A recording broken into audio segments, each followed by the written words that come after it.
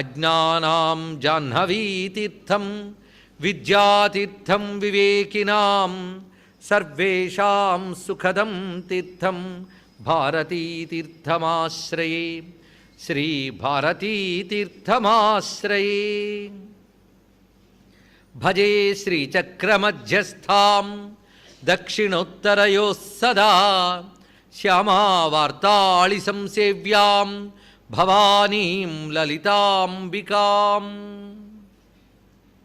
శివాయ గురవే నమః.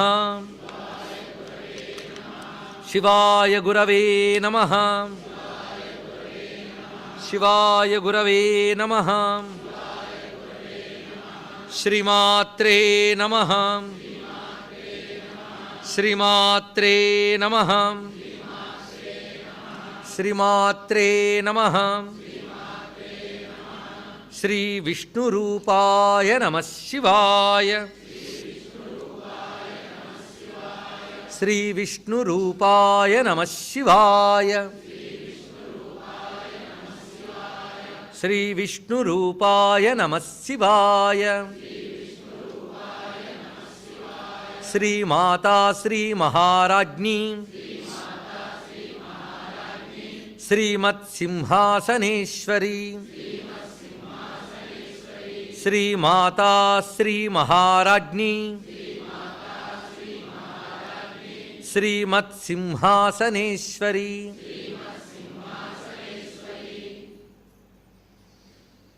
శ్రీ శారదాంబాయై నమః.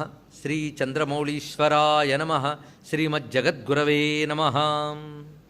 జగదంబామయమైన ఈ సభా సదస్సుకి సవనీయ నమస్సులు సమర్పణ చేసుకుంటూ వశిన్యాది వాగ్దేవతలు ఋషులై అమ్మవారి యొక్క అనుజ్ఞతో మనకు అనుగ్రహించిన లలితా సహస్రనామ స్తోత్రము హయగ్రీవస్వామి వారు అగస్త్య మహర్షికి బ్రహ్మ విద్యగా ఉపదేశిస్తున్నారు. దీనిలో నిన్నటి రోజున శ్రీ విద్యా స్వరూప ఆవిష్కారం జరిగినది. దానికి సంబంధించిన నామములు ఆత్మవిద్య, మహావిద్య, శ్రీ విద్య, కామసేవిత, శ్రీ షోడసాక్షరీ విద్య. ఇక్కడ వరకు వ్యాఖ్యానం చెప్పుకున్నాం. శ్రీ విద్యని ఏ విధంగా ప్రవేశింపజేస్తూ పరిచయం చేస్తున్నారు వశిన్యాది వాగ్దేవతలు? స్వరూప ఆవిష్కారం అంటారు దీన్ని. అంటే శ్రీ విద్య అంటే ఏమిటి? అది ఆత్మవిద్య, మహావిద్య, అది శ్రీ విద్య. సాహి శ్రీరమృతా సతాం అని వేదమునందు శ్రీ అనేది ఋగ్యజుస్సామాత్మిక అయిన అమ్మవారిని తెలియజేస్తున్నది. అందుకు సాక్షాత్ వేదస్వరూపిణి వేదాంత ప్రతిపాద్య అయినటువంటి తల్లియే శ్రీ విద్యాధిదేవత. ఆ తల్లికి సంబంధించిన మంత్రం శ్రీ షోడసాక్షరీ విద్య అని.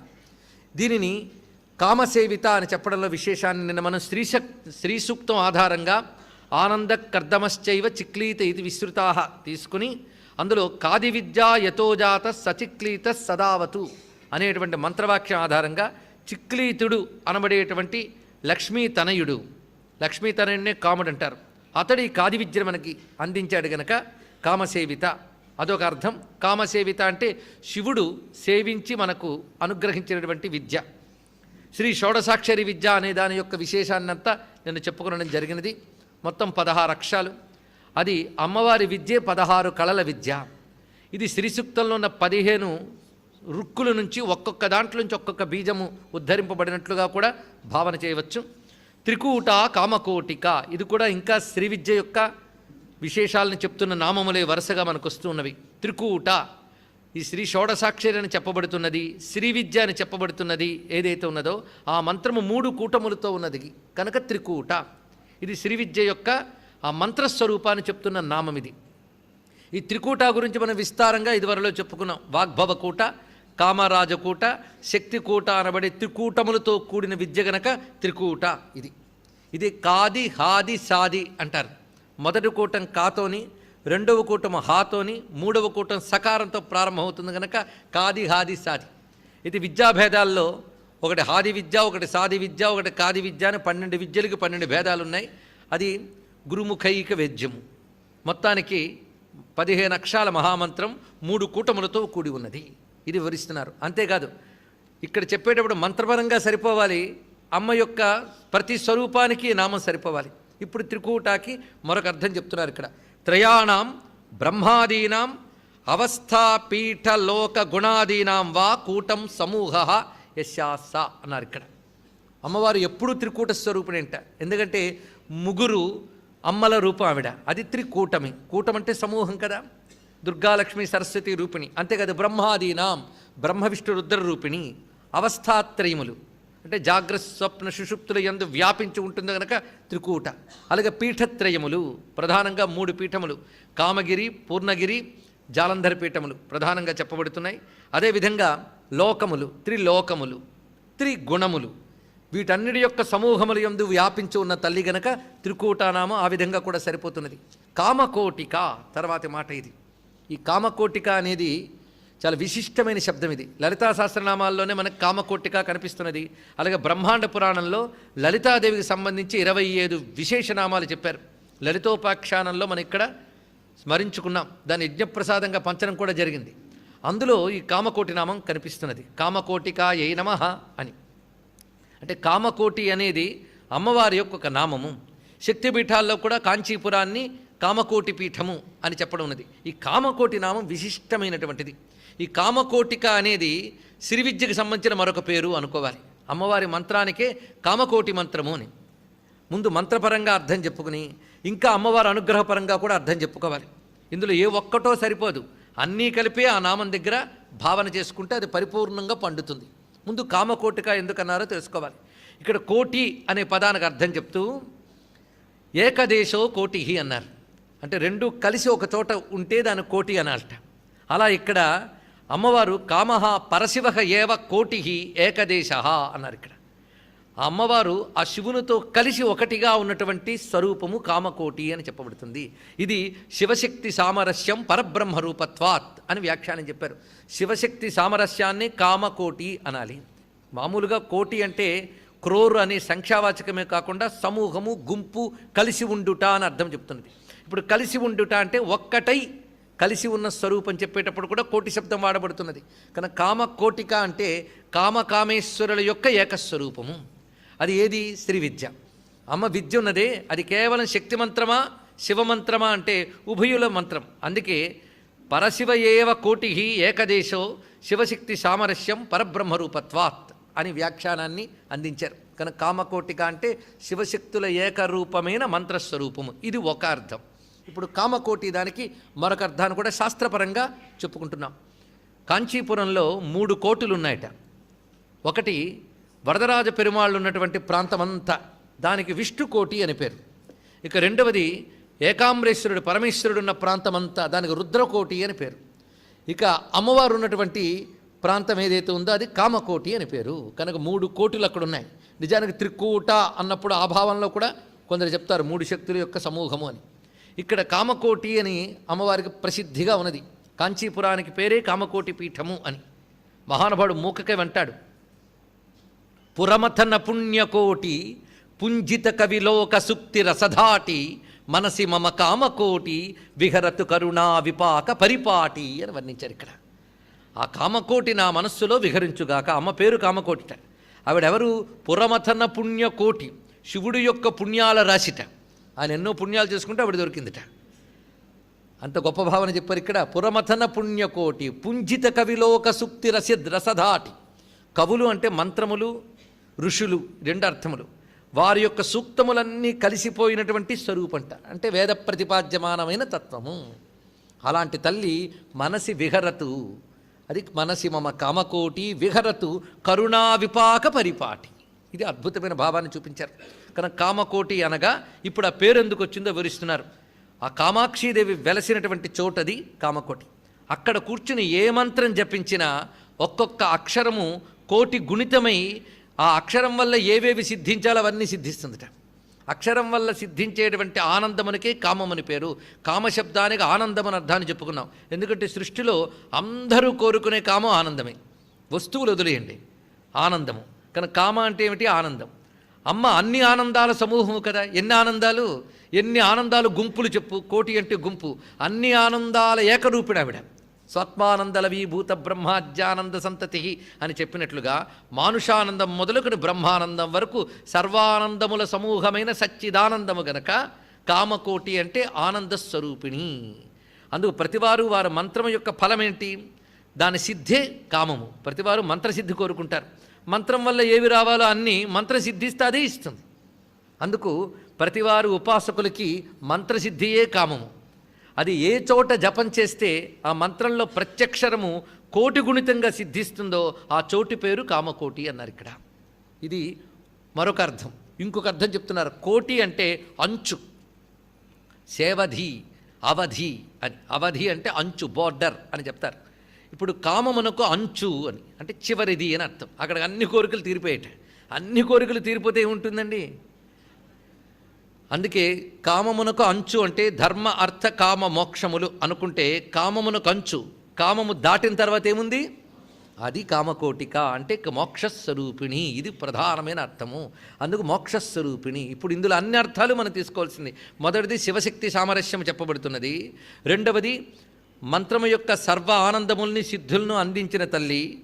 మూడవది మోక్షస్వరూపిణి. అందుకు కామకోటిక, త్రికూట కామకోటిక. ఇది మంత్రము పేరే కామకోటి. ఇది తెలుసుకోవాల్సినది. ఆ మంత్రాధిదేవత ఆ కామకోటి తల్లి. కటాక్ష కింకరీభూత కమలాకోటి సేవిత. ఇది ఒకటే నామం. కటాక్ష కింకరీభూత కమలాకోటి సేవిత అని చదవరాదండి. కటాక్ష కింకరీభూత కమలాకోటి సేవిత.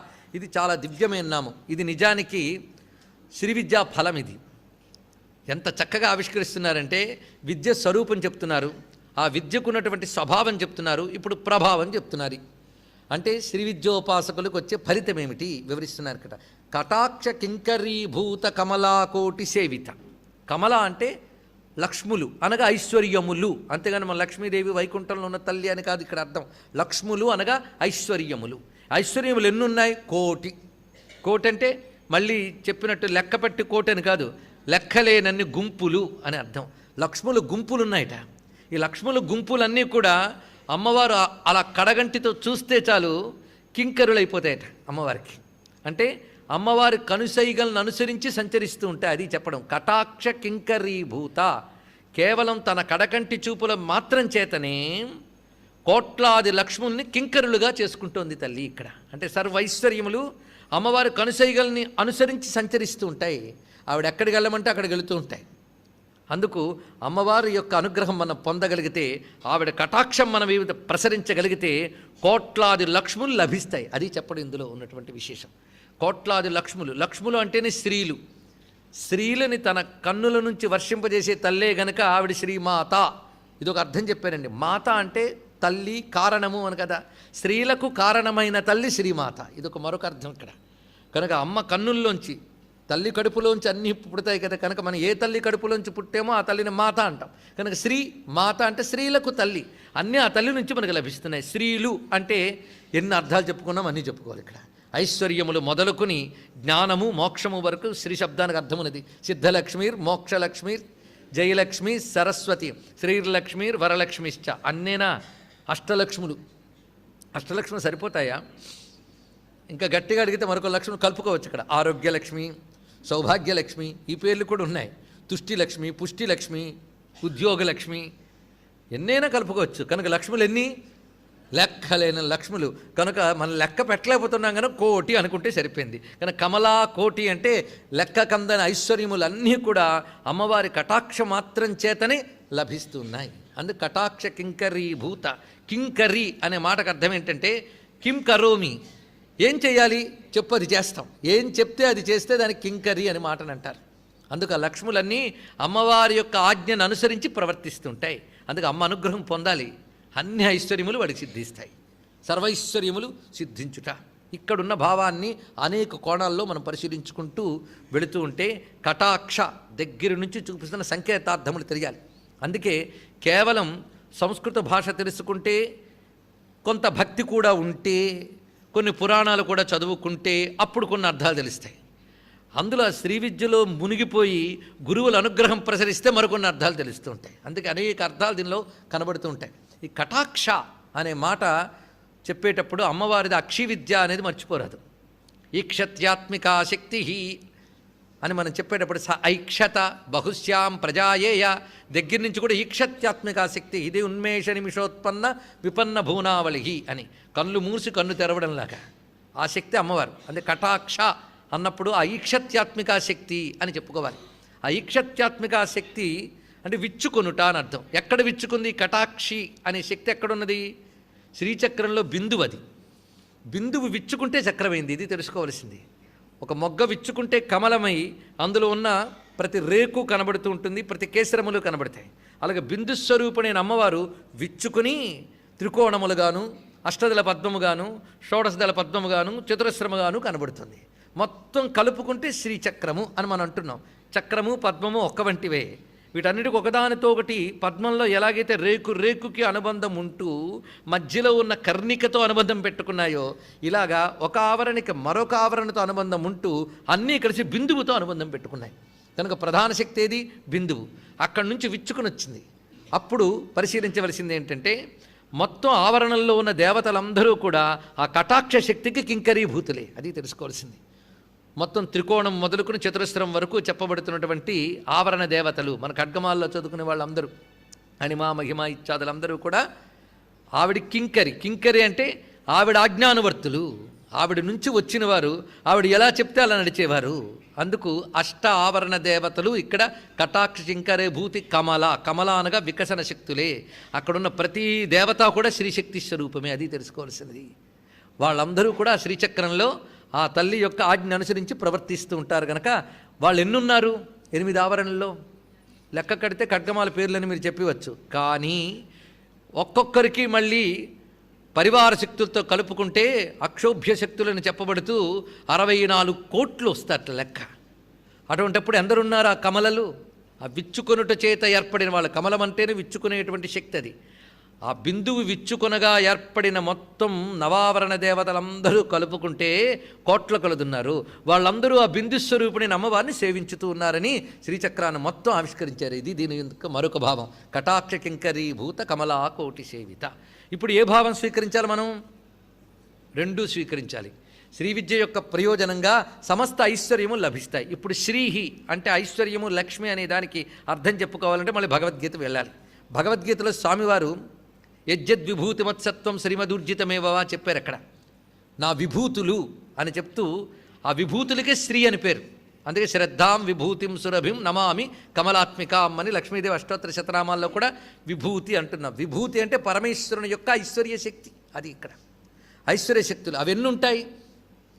మొత్తం విభూతి యోగం చదివి ఎన్ని చెప్పారో అన్ని లిస్టు రాసుకుంటే సరిపోతుంది. కానీ ఆయన కృష్ణుడు చెప్తాడు, కొన్ని విభూతులు చెప్పి నా విభూతులెన్నో నేనే చెప్పలేను అన్నాడు ఆయన.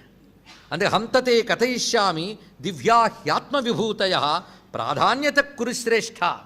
నేను ఇప్పుడు నీకు చెప్పినవి కొన్ని ప్రధానంగా కొన్ని విభూతులు చెప్పానే తప్ప ఇవే నా విభూతులను నిర్ణయించలేవు అన్నాడు.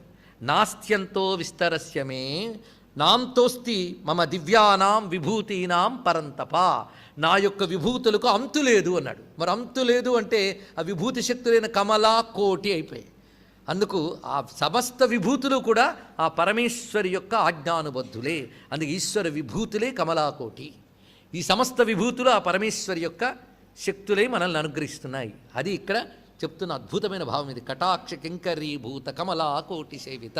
అందుకే అమ్మవారి ఆరాధనకి ఐశ్వర్యాలకు లోటుండదు. ఆ తల్లి అన్ని కురిపిస్తుంది. మరి స్త్రీలకు తల్లి కదండి. అందుకే శ్రీమాత నామం ఎంత మహిమయం మరొక్కసారి తెలుసుకోవాలి. ఎందుకు మొదటి రోజు దీన్ని వ్రాయమని చెప్పారు? ఎంత గొప్పదని తెలిస్తే అప్పటి నుంచి రాసేవాళ్ళం కదండి అనేవారేమో.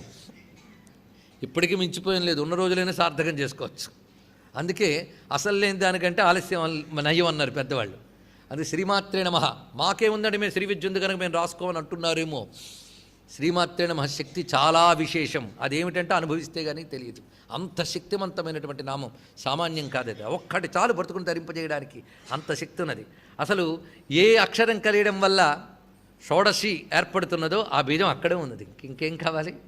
ఆ ప్రధానమైన బీజస్వరూపం కనబడుతుంది. అందుకే అటువంటి శ్రీమాత కటాక్ష కింకరీభూత కమలాకోటి సేవిత. ఇది శ్రీ విద్య యొక్క సంపూర్ణమైన ఆవిష్కరణ. కనుకనే శ్రీచక్రంలో చెప్పబడ్డ సమస్త శక్తులు స్త్రీలు, వాటికి తల్లియే బిందుపీఠవాసిని శ్రీమాత. ఆ శ్రీమాత స్వరూపం ఈ నామంలో చెప్పుకుని తర్వాత శిరస్థితా చంద్రనిభ ఫాలస్తేంద్ర ధనుప్రభ హృదయస్థార విప్రక్ష త్రికోణాంతర దీపిక. ఇది ఒక గుత్తి. ఇది ఈ గుత్తికి ఆ ముందు చెప్పినటువంటి ఈ శ్రీ విద్యా మంత్రానికి అనుబంధం ఉన్నది.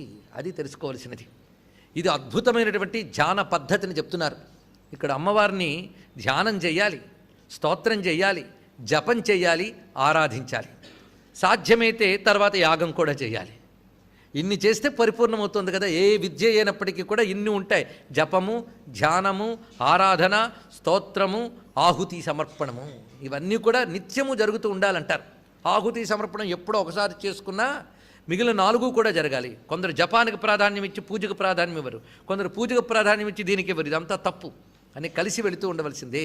అప్పుడే పరిపూర్ణత సిద్ధిస్తుంది. పైగా శ్రీ విద్య రహస్యములు ఒక చేసేటప్పుడు మరొకటి కూడా కలిస్తే ఇంకా నిండుగా మనకి తెలుస్తూ ఉంటాయి. అది తెలుసుకోవాల్సింది. అందులో భాగమే, శ్రీ విద్యలో భాగమే లలితాశాస్త్ర భాష్యం కూడా. ఈ భాష్యం చెప్పుకుంటూ ఉంటే మొత్తం చక్రార్చన జరిగిపోతూ ఉంది.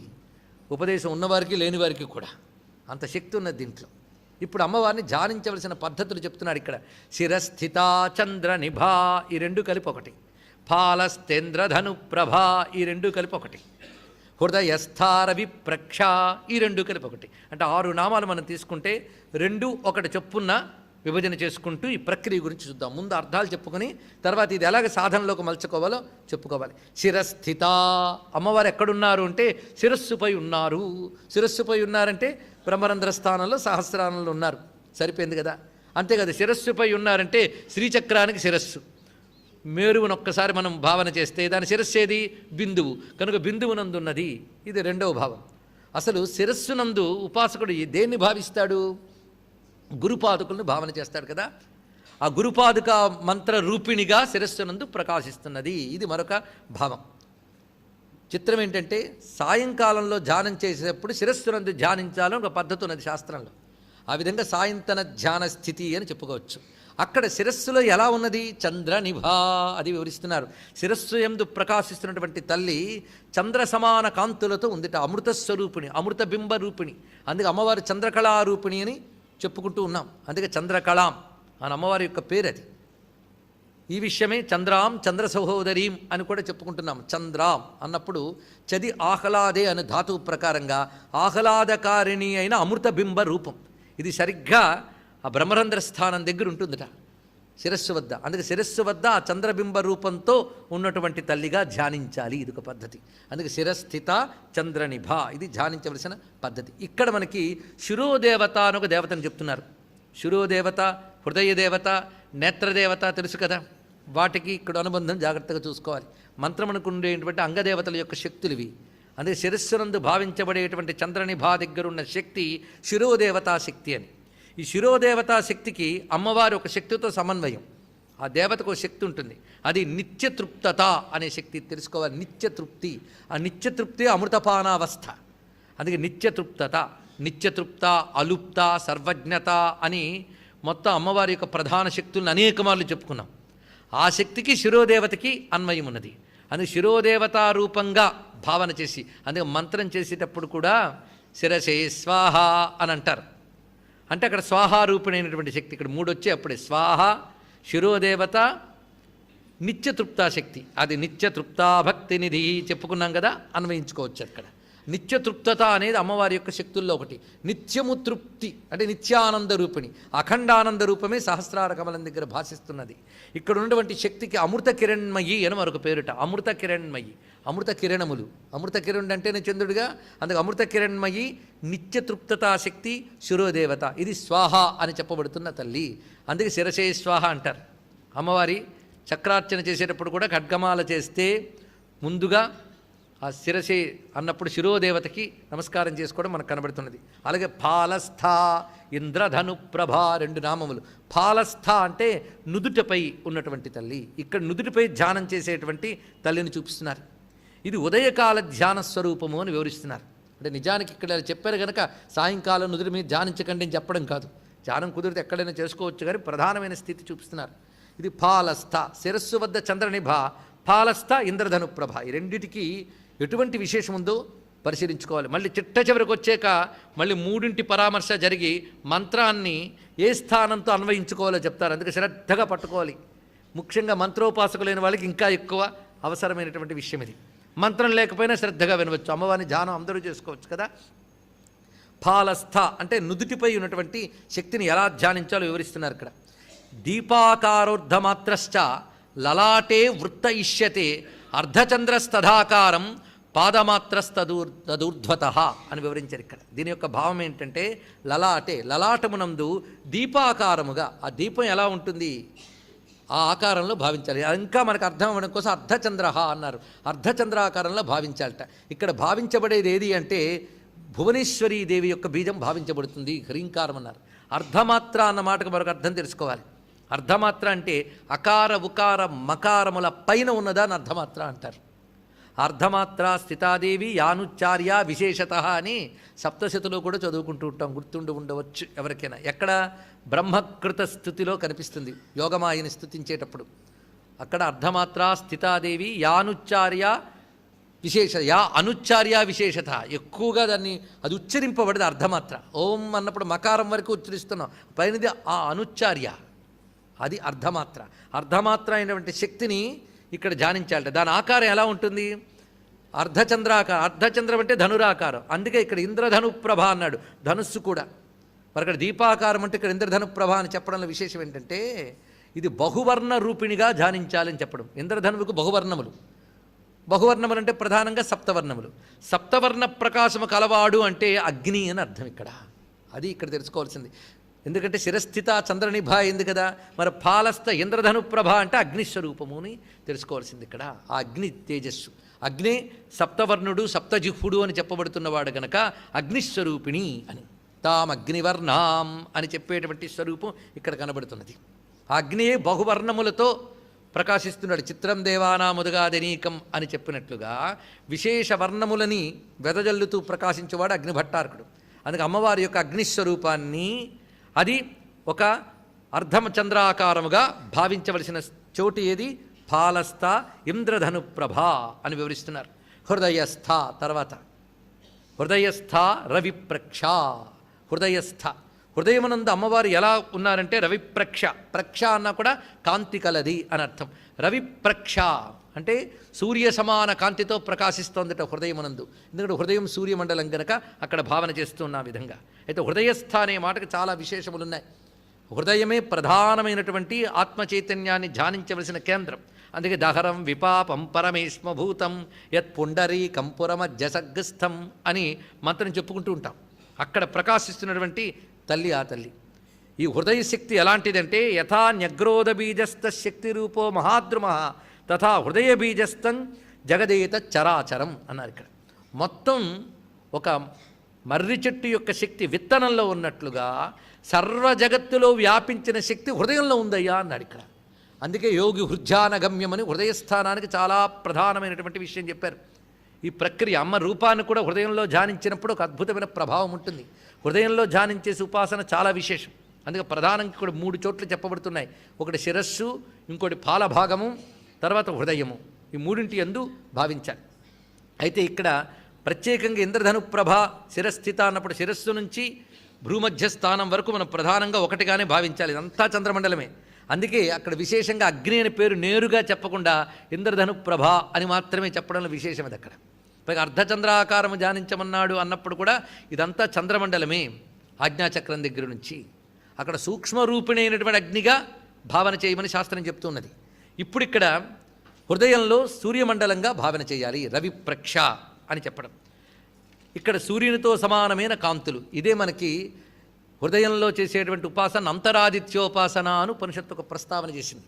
అంతరాదిత్యోపాసన అన్నప్పుడు సూర్యమండలంలో ఉన్న ఆదిత్యుడు, హృదయ మండలంలో ఉన్న ఆదిత్యుడు ఇద్దరు ఎలా ఉన్నారు? హిరణ్యవర్ణులై ఉన్నారు, హిరణ్య రూపంతో ఉన్నారు. రుక్మాభం స్వప్నధీగమ్యం ఇలాంటి విషయములు మనకి ఉపనిషత్తులో ప్రస్తావన కనబడుతుంది. అందుకే యయేషోంతరాదిత్యై హిరణ్మయ పురుషో దృశ్యతే అని ఉపనిషత్తు చెప్పినట్లుగా ఆదిత్య మండలమునందున్న హిరణ్మయ పురుషుడు బంగారు కాంతులతో ప్రకాశిస్తున్నటువంటి స్వరూపంట. అక్కడ పురుషుడు అని పరమేశ్వరుడు అన్నాం, పరమేశ్వరి అనుకున్నప్పటికీ కూడా హిరణ్యవర్ణ కాంతులతో ప్రకాశిస్తున్న అమ్మవారు రవిప్రక్ష, సూర్యుని వలె ప్రకాశిస్తున్న మన తేజస్వరూపాన్ని, అది హిరణ్యవర్ణాం హరిణీం అని చెప్పినట్లుగా. ఇది మధ్యాహ్న సమయ ధ్యానము అని కొందరు చెప్తూ ఉంటారు. ఇక్కడ మొత్తానికి ఆ హృదయ కుహరంలో భావించవలసినటువంటి ఆ దివ్యమైన బంగారు కాంతులతో లేదా ఎరుపు పసుపు కలిసినటువంటి కాంతులతో ప్రకాశిస్తున్న హిరణ్య రూపిణ్ణి హృదయస్థ రవిప్రక్ష అని చెప్పారు. ఇప్పటికి నిజానికి శిరస్థిత, ఫాలస్థ, హృదయస్థ అయిపోయింది. శిరస్థిత అన్నప్పుడు చంద్రనిభ, ఫాలస్థ అన్నప్పుడు ఇంద్రధనుప్రభ, హృదయస్థ అన్నప్పుడు రవిప్రక్ష. ఇది ప్రధానంగా భావించవలసిన స్వరూపము. తర్వాత త్రికోణాంతర దీపిక వచ్చింది. త్రికోణ అంతర దీపిక, త్రికోణము యొక్క అంతరము. ఇక్కడ నుంచి ఫాలస్థం అన్నప్పుడు ఆజ్ఞాచక్ర స్థానాన్ని భావించుకోవాలి అక్కడ, ఇది ప్రధానం. ఇప్పుడు త్రికోణాంతర దీపిక అంటే 3 కోణముల అంతరంలో ఉందిట. ఇప్పుడు మనం భావన చేయవలసిందేంటి? చాలా విశేషమైన అంశములు ఇవన్నీ కూడా. నిజానికి అమ్మవారిదంతా ఒక విజ్ఞానం, అది కేవల భక్తిభావం మాత్రమే కాదు, విజ్ఞానంతో కూడిన ఒకానొక భక్తి అది. ఇప్పుడు 3 బిందువులు తీసుకోవాలి. అగ్ని బిందువు, సూర్య బిందువు, చంద్ర బిందువు.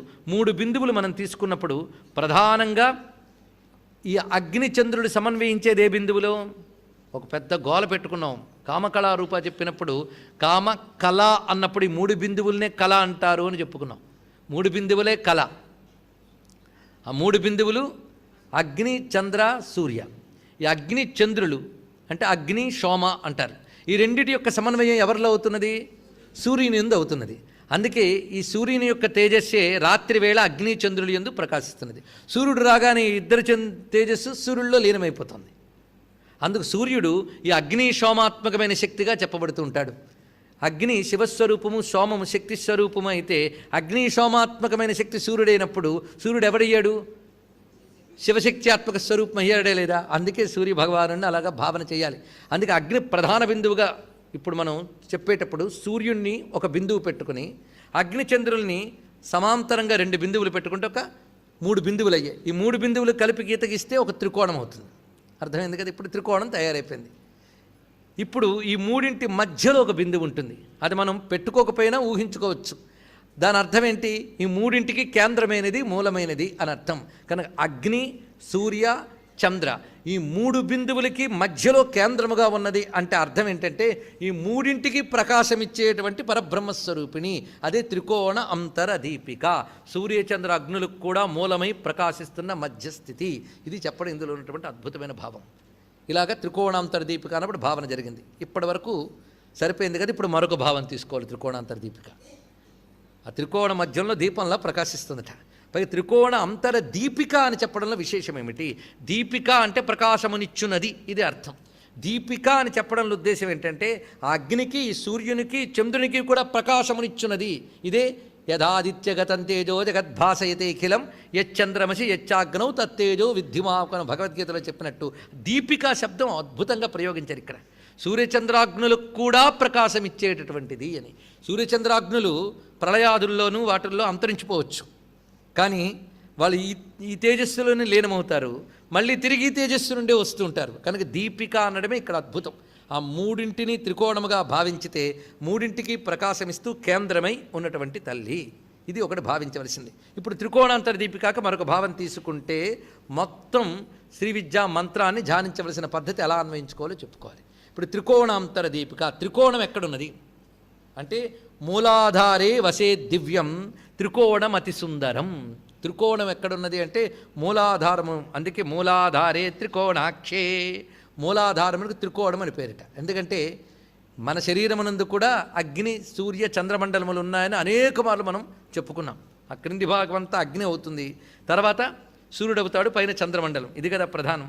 ఈ 3 ప్రధానంగా మూలమునందు 3 సమన్వయిస్తూ శక్తి ఉంటుంది. అదే మనకి మూలాధార స్థానంలో త్రికోణము అని చెప్పబడుతుంది. కానీ త్రికోణము అనగా మూలాధార స్థానము.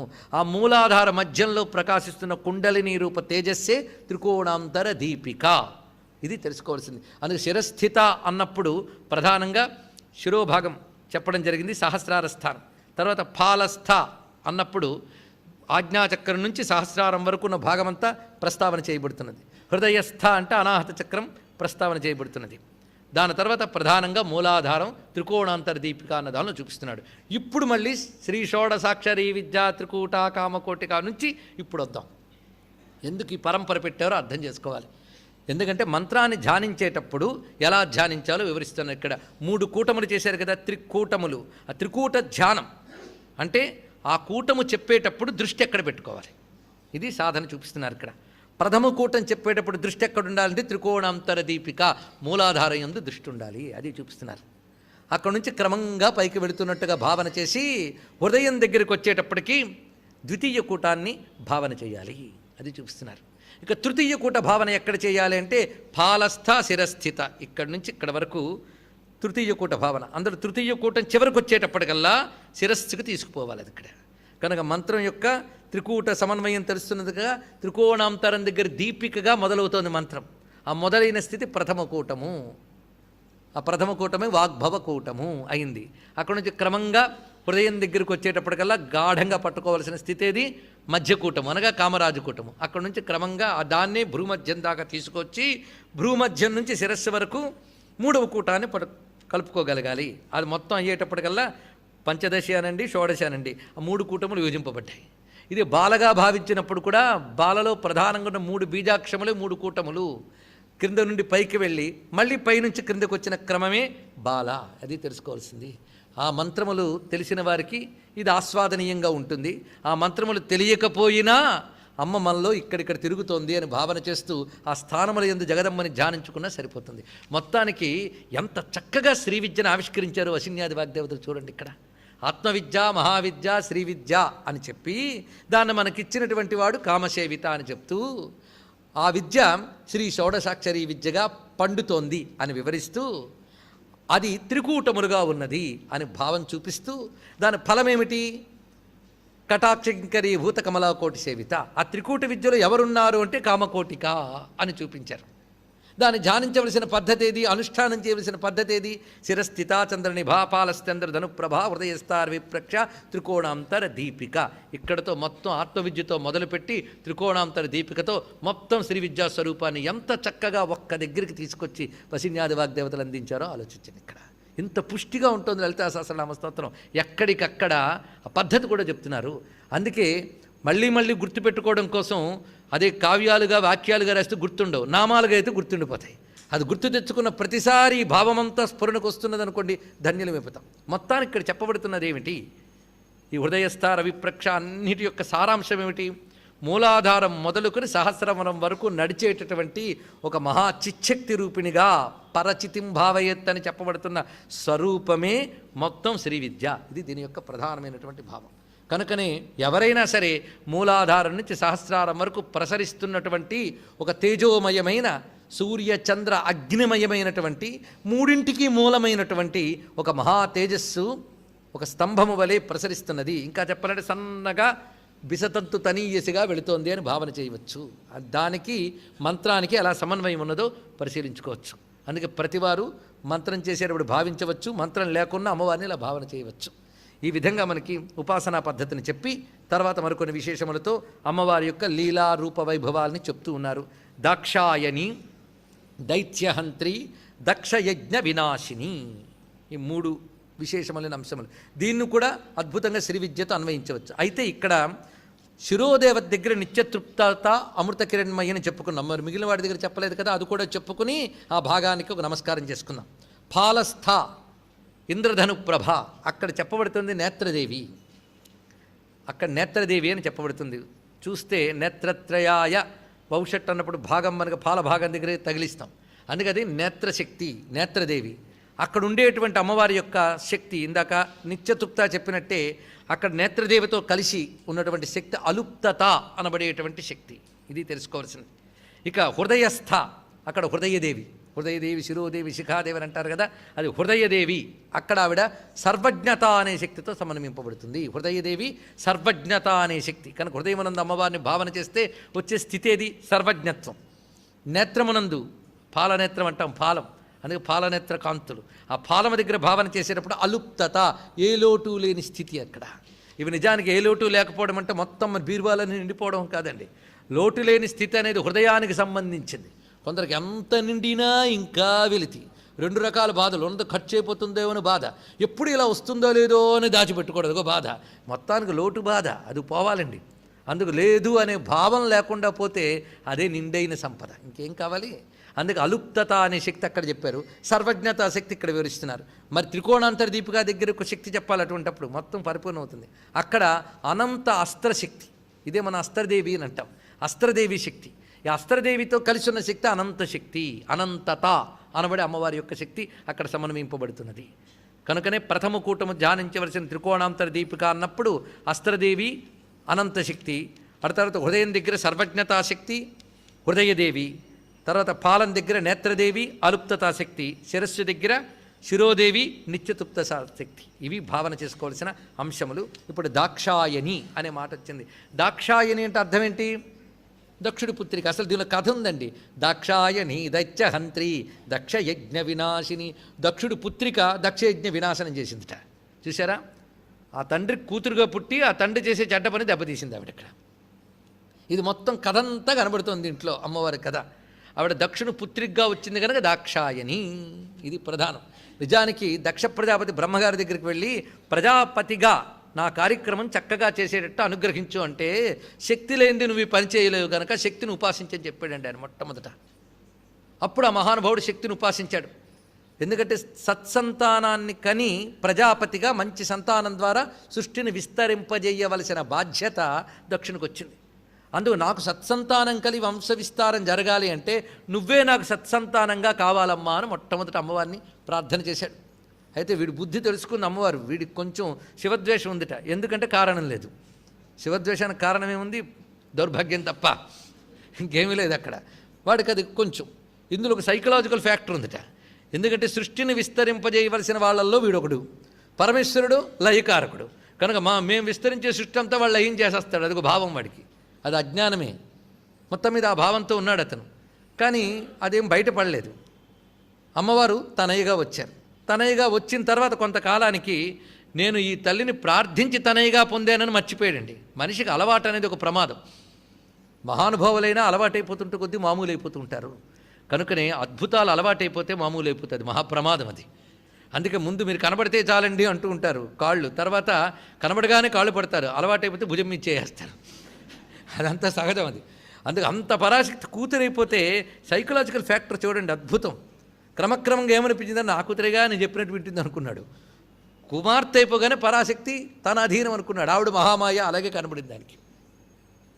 కొంత సమయానికి వచ్చేటప్పటికల్లా ఆవిడ ముందే చెప్పింది, నేను కానీ నీకు సంతానం కాగలిగితే శివుడికి ఇచ్చి పెళ్లి చేయని. వీడి బుద్ధి ఏమిటో తెలిసి చెప్పింది. కానీ నా కూతురు అనే భావంతో నేను చెప్పినట్టు వింటుంది అనుకున్నాడు. కానీ ఆమె ఏం వినలేదు. శివుడు లేని స్వయంవరం ఏర్పాటు చేస్తే ఆ స్వయంవరంలో కూడా శూన్యంలోనే నమశివాయ అని దండ వదిలిందండి ఆవిడ. ఆ పరమేశ్వరుడు ఎక్కడ లేడు. ఆ దండ వదులుతుంటే కింద పడకుండా మెళ్ళ వేసుకెళ్ళిపెట్టా మహానుభావుడు చూడండి. ఆ తర్వాత లోపల ఉన్న బాధ ఉందే చాలా తీవ్రంగా ఉంది. ఎలాగైనా శివుడిని అవమానించాలని రాక్షస బుద్ధితో, బుద్ధి రాక్షసమే, వాడు పుట్టింది దేవయోనైనా వాడు రాక్షసుడే.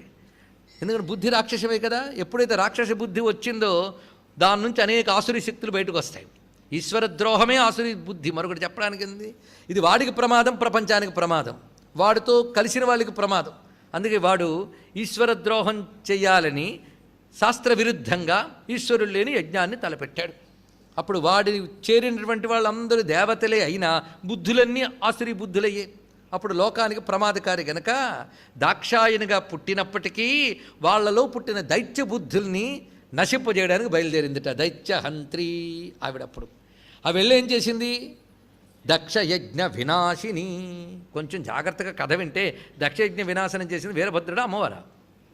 వీరభద్రుడు కదండి. అమ్మవారు ఏమైనా చేశారు? అయ్యయ్యో ఆవిడ మీద ఎందుకు అభాండం వేయడం?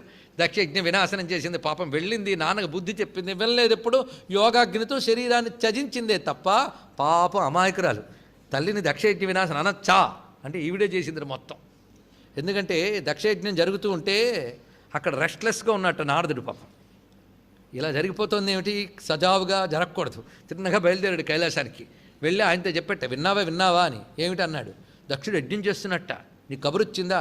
నాకేం రాలేదులే అన్నాడు. నిన్ను అవమానించాలని యజ్ఞం చేస్తున్నాడు అన్నాడు. వాడి సరదా వాడిది కానీ అన్నట్ట. ఆయనకేం పడుతుందండి? వీడిచ్చే అగ్నిహోత్రం కోసం కూర్చున్నాడు ఆయన. వినా ఆయనకి నిందా లేదు, ప్రశంస లేదు. యోగీశ్వరుడు ఆయనకేం పట్టలేదు, ఇంత లాభం లేదు అనుకున్నాడు. ఆయన వచ్చిన పని కావట్లే. తిన్నగా ఆవిడ దగ్గరికి వెళ్ళాడు. అమ్మా విన్నావా అమ్మా అని. ఆవిడతో అయితే అవుతుందిట. అంటే శివుడి మీద మనం ఏవైనా నింద చేసినా అపచారం చేసినా శివుడు ఏమీ చేయడు, ప్రకృతి చేస్తుంది. అది తెలుసుకోవాల్సింది. ఆ ప్రకృతి చేస్తుంది, ఇది తెలుసుకోవాల్సింది. ఆ ప్రకృతి అప్పుడు కదిలొచ్చింది. ఆవిడ కదిలితేగా నేను కదలడు. ఇది పెద్ద రహస్యం అండి. అందుకే ఆవిడ కదిలింది. ఆవిడ కదిలేక తాను లేకుండా చేస్తే ఆయన ఇంకా విజృంభిస్తాడని చూసుకుంది. పైగా శివనిందాపరుడైన దక్షుడు కూతురుగా ఇంకొండకూడదు అనుకుంది ఆవిడ. అందుకు దాక్షాయని అనే పేరు ఇంకొండకూడదు, దక్షుడు కూతురిగా అని నిర్ణయించుకుని ఆ తనువు చాలించి తరుగా పార్వతిగా వచ్చింది. మొత్తం కళ్యాణం కథ అంతా చెప్పించాడండి వాడు స్వామి మన చేత. ఇంకంతకంటే ధన్యత ఏమున్నది ఇవాళ. అందుకు దాక్షాయని దైత్యహంత్రి ఈవిడ కదిలితే కానీ ఆయనలో ఎప్పుడు రాలేదు కోపం. చూడండి, అవమానిస్తున్నాడని చెప్తే కోపం రాలేదు, కానీ ఆమె ఇంకా లేదు అనగానే తట్టుకోలేపాడు. అందుకే అంతో నిగ్రహంగా తిరుగుతున్న రామచంద్రమూర్తి కూడా ఆ సీతమ్మ వెళ్ళిపోగానే అప్పుడు వచ్చింది కోపం. అది తెలుసుకోవాల్సింది. అప్పుడు సంధించాడు ఆయన. అలా ఆయన సంధించాలంటే నేను వెళ్తే కానీ సంధించని ఆవిడ వెళ్ళి కూర్చుందండి. సరిగ్గా పరిశీలిస్తే సతీ శివుల కథే సీతారాముల కథ. ఆలోచిస్తే చాలా చాలా అదే శివశక్త్యాయుక్త అనే మాట యొక్క వ్యాఖ్యానమే. అందుకే మొత్తం రామాయణం అంతా శ్రీవిద్యగా దర్శనమిచ్చింది అందరూ మహాత్ములకి. ఇది తెలుసుకోవాల్సిన గొప్ప భావం అది ఇక్కడ. అలా ఇక్కడ అన్వయించుకుని చూస్తే ఇప్పుడు దక్షయజ్ఞ వినాశనం అనే మాటలో ఉన్న అద్భుత విషయం తెలుసుకోవాలి. అప్పుడెప్పుడో దక్షయజ్ఞం వినాశనం చేస్తే ఇప్పుడు మనకేమిటండి అంటే ఇప్పుడు దక్షయజ్ఞాలు ఎక్కువ అవుతున్నాయట. ఇది ఆలోచించాలి. వీడు దక్షుడు. దక్షుడు అంటే అర్థం ఏంటి? మామూలుగా మనకు తెలుసు దక్షత, సమర్థత, క్యాపబుల్ అని అర్థం. వీడు దక్షుడా అంటే దక్షుడు అనుకునేవాడు. వీడు దక్షుడు, ఆయన దక్షిణామూర్తి. రెండింటికి చూడండి, వీడు దక్షుడు, ఆయన దక్షిణామూర్తి. దక్షిణామూర్తి అంటే సమర్థతే ఆయన, వీడు సమర్థుణ్ణి అనుకునేవాడు. అది తెలుసుకోవాల్సింది. నేను సమర్థుణ్ణిని అహంకరించాడు, కానీ ఒకప్పుడు ఈ శక్తి అనుకూలించకపోతే వీడు ఏమీ లేడు. అందుకే ఆ శక్తిని ప్రార్థన చేశాడు, శక్తి అనుకూలించింది. అదేవిధంగా ఒకానొక సుకృతం వల్ల అమ్మవారి శక్తి అనగా ప్రకృతి మనకు అనుకూలిస్తుందిట. చూడండి ఇక్కడ ఒకానొక సుకృతం వల్ల ప్రకృతి మనకు అనుకూలిస్తుంది. ప్రకృతి అనుకూలిస్తే మనం ఏమనుకుంటామంటే ప్రకృతి మనకు అధీనం అనుకుంటాం. చూడండి, అనుకూలానికి అధీనానికి చాలా తేడా ఉన్నది. అనుకూలించి అమ్మవారు వస్తే అధీనం అనుకున్నాడు, అనుకుని ప్రకృతిని క్షోభ పెడుతున్నాడు. కానీ ప్రకృతి ఎవరిది? వీడు కూతురా? ఈశ్వరుడి శక్తి ఆవిడ. ఈ ప్రకృతి ఈశ్వరుడి శక్తి, అది మర్చిపోయాడు. ప్రకృతి తన అధీనం అనుకున్నాడు. అప్పుడు రుజువు చేసింది, నేను ఆయన శక్తినే అని చెప్పింది. ఆయన శక్తి అని చెప్పినప్పుడు ఆయన్నే విడిచిపెట్టాడు. ప్రకృతి తనకు అధీనం అనుకున్నాడు, అన్నీ తన నిర్వాకమే అనుకున్నాడు. అందుకే తన నిర్వాకమే అన్నీ అనుకుని ఈశ్వరుణ్ణి విస్మరించే కాదు త్యజించి అంత చేసి ప్రకృతి తనకు అధీనమనేటువంటి భావంతో నిర్వాకంతో చేసిన కార్యక్రమమే దక్షయజ్ఞము. అందుకే ఈశ్వరుణ్ణి విస్మరించి తానే సమర్థుడు అనుకుని ప్రకృతి తనకు లొంగి ఉందని అహంకరించి చేసే ప్రతి పని దక్షయజ్ఞమే. ఇది తెలుసుకోవాల్సింది. ఇప్పుడు ఈ కోణంలో మీరు ఆలోచించండి, ఆధునిక నాగరికత అంతా కూడా దక్షయజ్ఞమే. ఎందువల్ల? ఇంత ప్రకృతి శక్తికి పరమేశ్వరుడు కూడా ఉన్నాడని మర్చిపోయి చేస్తున్నారు. అదే నాస్తికత్వం అంటే అర్థం. అప్పుడు ఏం జరుగుతుంది? పరమేశ్వరుడు ఏం చేయడు, ప్రకృతే క్షోభిస్తుంది. అది చూస్తున్నాం. ఒక ఉప్పెన రూపంలోనో మరొక రూపంలోనో వస్తుంది. ఆ ప్రకృతే క్షోభించి వచ్చి ఆ ఈశ్వర అవజ్ఞతో కూడినటువంటి కార్యక్రమాన్ని ధ్వంసం చేసి తీరుతుంది. అందుకే ఎన్నెన్ని భవంతులు కట్టుకుని మేము విజ్ఞాన శాస్త్రం ఎత్తున విర్రవీగుతున్నా ఒళ్ళు విరుచుకు వచ్చిన ఒక పెను తుపానో, ఒక ఉప్పెనో, ఒక భూకంపమో, పెళ్ళుబుకి దూకిన హిమాలయ పర్వతాల మించి గంగా ప్రవాహాలో ముంచెత్తి మన అహంకారాన్ని నీరుగారుస్తాయి. ఇది తెలుసుకోవాల్సినది ఇక్కడ. అదంతా అమ్మవారే, ఆవిడే దాక్షాయని. ఎప్పుడు ఆవిడ విజృంభిస్తుంది? నీలో ఆసురీభావాలు పుడితే. ఆసురీభావం అంటే భగవంతుని అవజ్ఞ చేయడమే ఆసురీభావం, శాస్త్ర విరుద్ధంగా ప్రవర్తించడమే ఆసురీభావం. అది కానీ వస్తే ఆసురీభావాల్ని అంతం చేయడం ఆవిడ లక్షణం గనక దైత్యహంత్రి అయిన తల్లి దక్షయజ్ఞ వినాశినిగా వచ్చింది. ఇది మొత్తం ఈ 3 నామాల్లో చెప్పినటువంటి తత్వం నేటి సమాజానికి బాగా తెలుసుకోవలసిన ప్రధానమైన విషయం. అందుకే మనకు అన్నీ కలిసి వస్తున్నప్పుడల్లా మన నిర్వాకం అనుకుంటాం. మనకు కలిసి వచ్చాయంటే ప్రకృతి అనుకూలించింది, తెలుసుకోవాల్సిందే. ఆ భావమే ఇందులో గ్రహించవలసింది.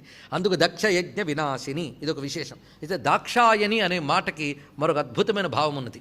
అది దర్శపూర్ణమాసయో రావృత్తి దాక్షాయన యజ్ఞపదేనొచ్యతే తద్రూప అని చెప్పారు ఇక్కడ.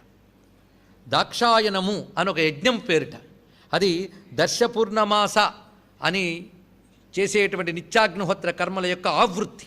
అంటే దర్శపూర్ణమాసలు మొదలుకొని ఒక సంవత్సర కాలం చేయవలసిన అగ్నిహోత్ర కర్మలన్నింటినీ కలుపుకుంటే దాక్షాయనం అని పేరిట.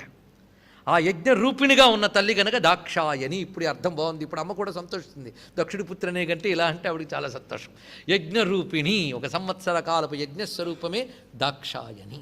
ఎందుకంటే ఆ పేరు పోవాలని చెప్పిన శరీరం వదిలితే మళ్ళీ ఆ పేరుతో ఎందుకు అంటావరా అని అనొచ్చు ఆ తల్లి. ఇప్పుడు ఆ అర్థంలో అనలేదమ్మా, నువ్వు యజ్ఞరూపిణి అని అంటున్నావు. నువ్వు యజ్ఞరూపిణివి గనకనే అశాస్త్రీయమైన యజ్ఞాన్ని దెబ్బతీయడానికి వచ్చావు. అది తెలుసుకోవాల్సింది ఇక్కడ. అందుకే అశాస్త్ర విహితం ఘోరం అన్నాడు ఇక్కడ. అలాంటి దాన్ని యజంతే నామయజ్ఞాస్తే దంభమాన మదాన్వితాహ చెప్తున్నాడు కృష్ణ పరమాత్మ గీతలో. కొంతమంది దంభమాన మదంతో పేరుకు యజ్ఞాలనే పేరుతో అశాస్త్రములు ఆచరిస్తారు. అటువంటి వాళ్ళని నేనేం చేస్తానో తెలుసా? క్షిపామ్యజస్రం, వాళ్ళని విసిరి కొడతానన్నాడు. ఎక్కడికి విసిరేస్తానంటే ఆసురీష్వేవయోనిషు అన్నాడు ఇక్కడ. అప్పుడు దైత్యహంత్రి ఇంకా బాగా అర్థమవుతుంది.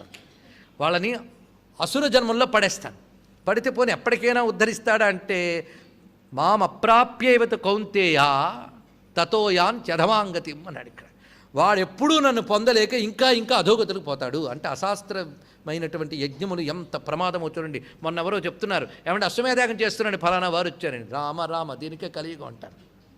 అశ్వాలంబం గవాలంబం ఇత్యాదులు కళ్ళు నిషేధం.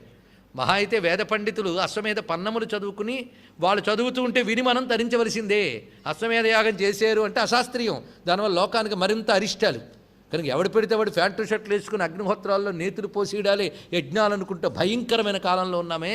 వాళ్ళందరికీ గట్టిగా ఆనాడే కృష్ణ పరమాత్మ చెప్పాడు, అయినా బుద్ధులు వినట్లేదు. ఏం చేస్తాం? వాళ్ళు అలాగే చెప్తారండి. ఎలా చెప్తారు? కృష్ణుడు చెప్పినట్టు చెప్తారు, వ్యాసుడు చెప్పినట్టు చెప్తారు. అదా అందుకు జాగ్రత్తగా. అవన్నీ దక్షయజ్ఞాలే. ఆ దక్షయజ్ఞాలు ఏమవుతాయి? వినాశిని. ఇది తెలుసుకోవాల్సింది. అందుకే మేము ఎంత యజ్ఞం చేసినా లోకానికి ప్రమాదం ఏంటంటే మీరు చేశారు కనుక ప్రమాదం అంటే చెప్పండి. ఇలాంటి యజ్ఞాలు చాలా ప్రమాదకారులు. అందుకే దాక్షాయని ఇష్టం వచ్చినట్టు శాస్త్రాలు చేయకూడదండి. వాడా నెలలో పాటించవలసిన ఆటంకాలు అవన్నీ కలిపేసుకుంటారు, ఇష్టానుసారం తిరుగుతారు. శుక్రవారం పూజకు మాత్రం లలితా సహస్రనామాన్ని చదవడానికి వస్తారు. ఇలాంటి వాళ్ళు ఉన్నారే, వాళ్ళకి అమ్మవారి అనుగ్రహం దొరకదు. సరికదా మొత్తం యోగినీ దేవతల శాపం లభిస్తుంది శాస్త్రం చెప్తుంది ఇక్కడ. అందుకు అశాస్త్ర విహితం ఘోరం. శాస్త్రవిరుద్ధంగా శ్రీచక్రార్చన చేసినా, శాస్త్రవిరుద్ధంగా అమ్మవారి పూజ చేసినా యోగినీ దేవతల శాపం లభిస్తుంది అని శాస్త్రం చెప్తుంది. చూడండి ఇక్కడ. దీన్ని బట్టి మేము ధర్మం వ్యాప్తి చేయడం కోసం చేస్తున్నామండి. ధర్మం వ్యాప్తి చేయడం కోసం రామభజన చేయించండి, కృష్ణభజన చేయించండి. అంతేగాని ఇంత మంత్రశాస్త్ర మహితమైనటువంటి లలితా సహస్రనామాన్ని చేత్తో పట్టుకుని అనాచార దురాచార పరులందరూ కూర్చుని అర్చనలు చేస్తూ ఉంటే అవన్నీ కూడా దక్ష యజ్ఞములు అవుతాయి. దైత్యహంత్రి రావాల్సిందే, తెలుసుకోవాల్సింది ఇక్కడ. ఇవి శాస్త్రీయమైన అంశములు. ఇంతవరకు అమ్మవారి యొక్క దాక్షాయని రూపం యజ్ఞరూపిణి అని దీనిలో ప్రతిష్టాపన చేస్తూ యజ్ఞద్రుహాహ, యజ్ఞద్రోహులు ఎవరైతే ఉన్నారో వారిని శిక్షించే స్వరూపమే ఇందులో ఆవిష్కరింపబడుతుంది. కనుక యజ్ఞరూపిణి, యజ్ఞరక్షిణి, అశాస్త్రమైన యజ్ఞములు చేసేవారిని శిక్షించే రూపిణి అని దీని యొక్క అసలు భావం. కథా చెప్పుకున్నాం, తెలుసుకోవలసిన ధర్మభావము గ్రహించుకున్నాం. ఇప్పుడు వివరిస్తున్నది అమ్మవారి యొక్క దివ్యస్వరూపము.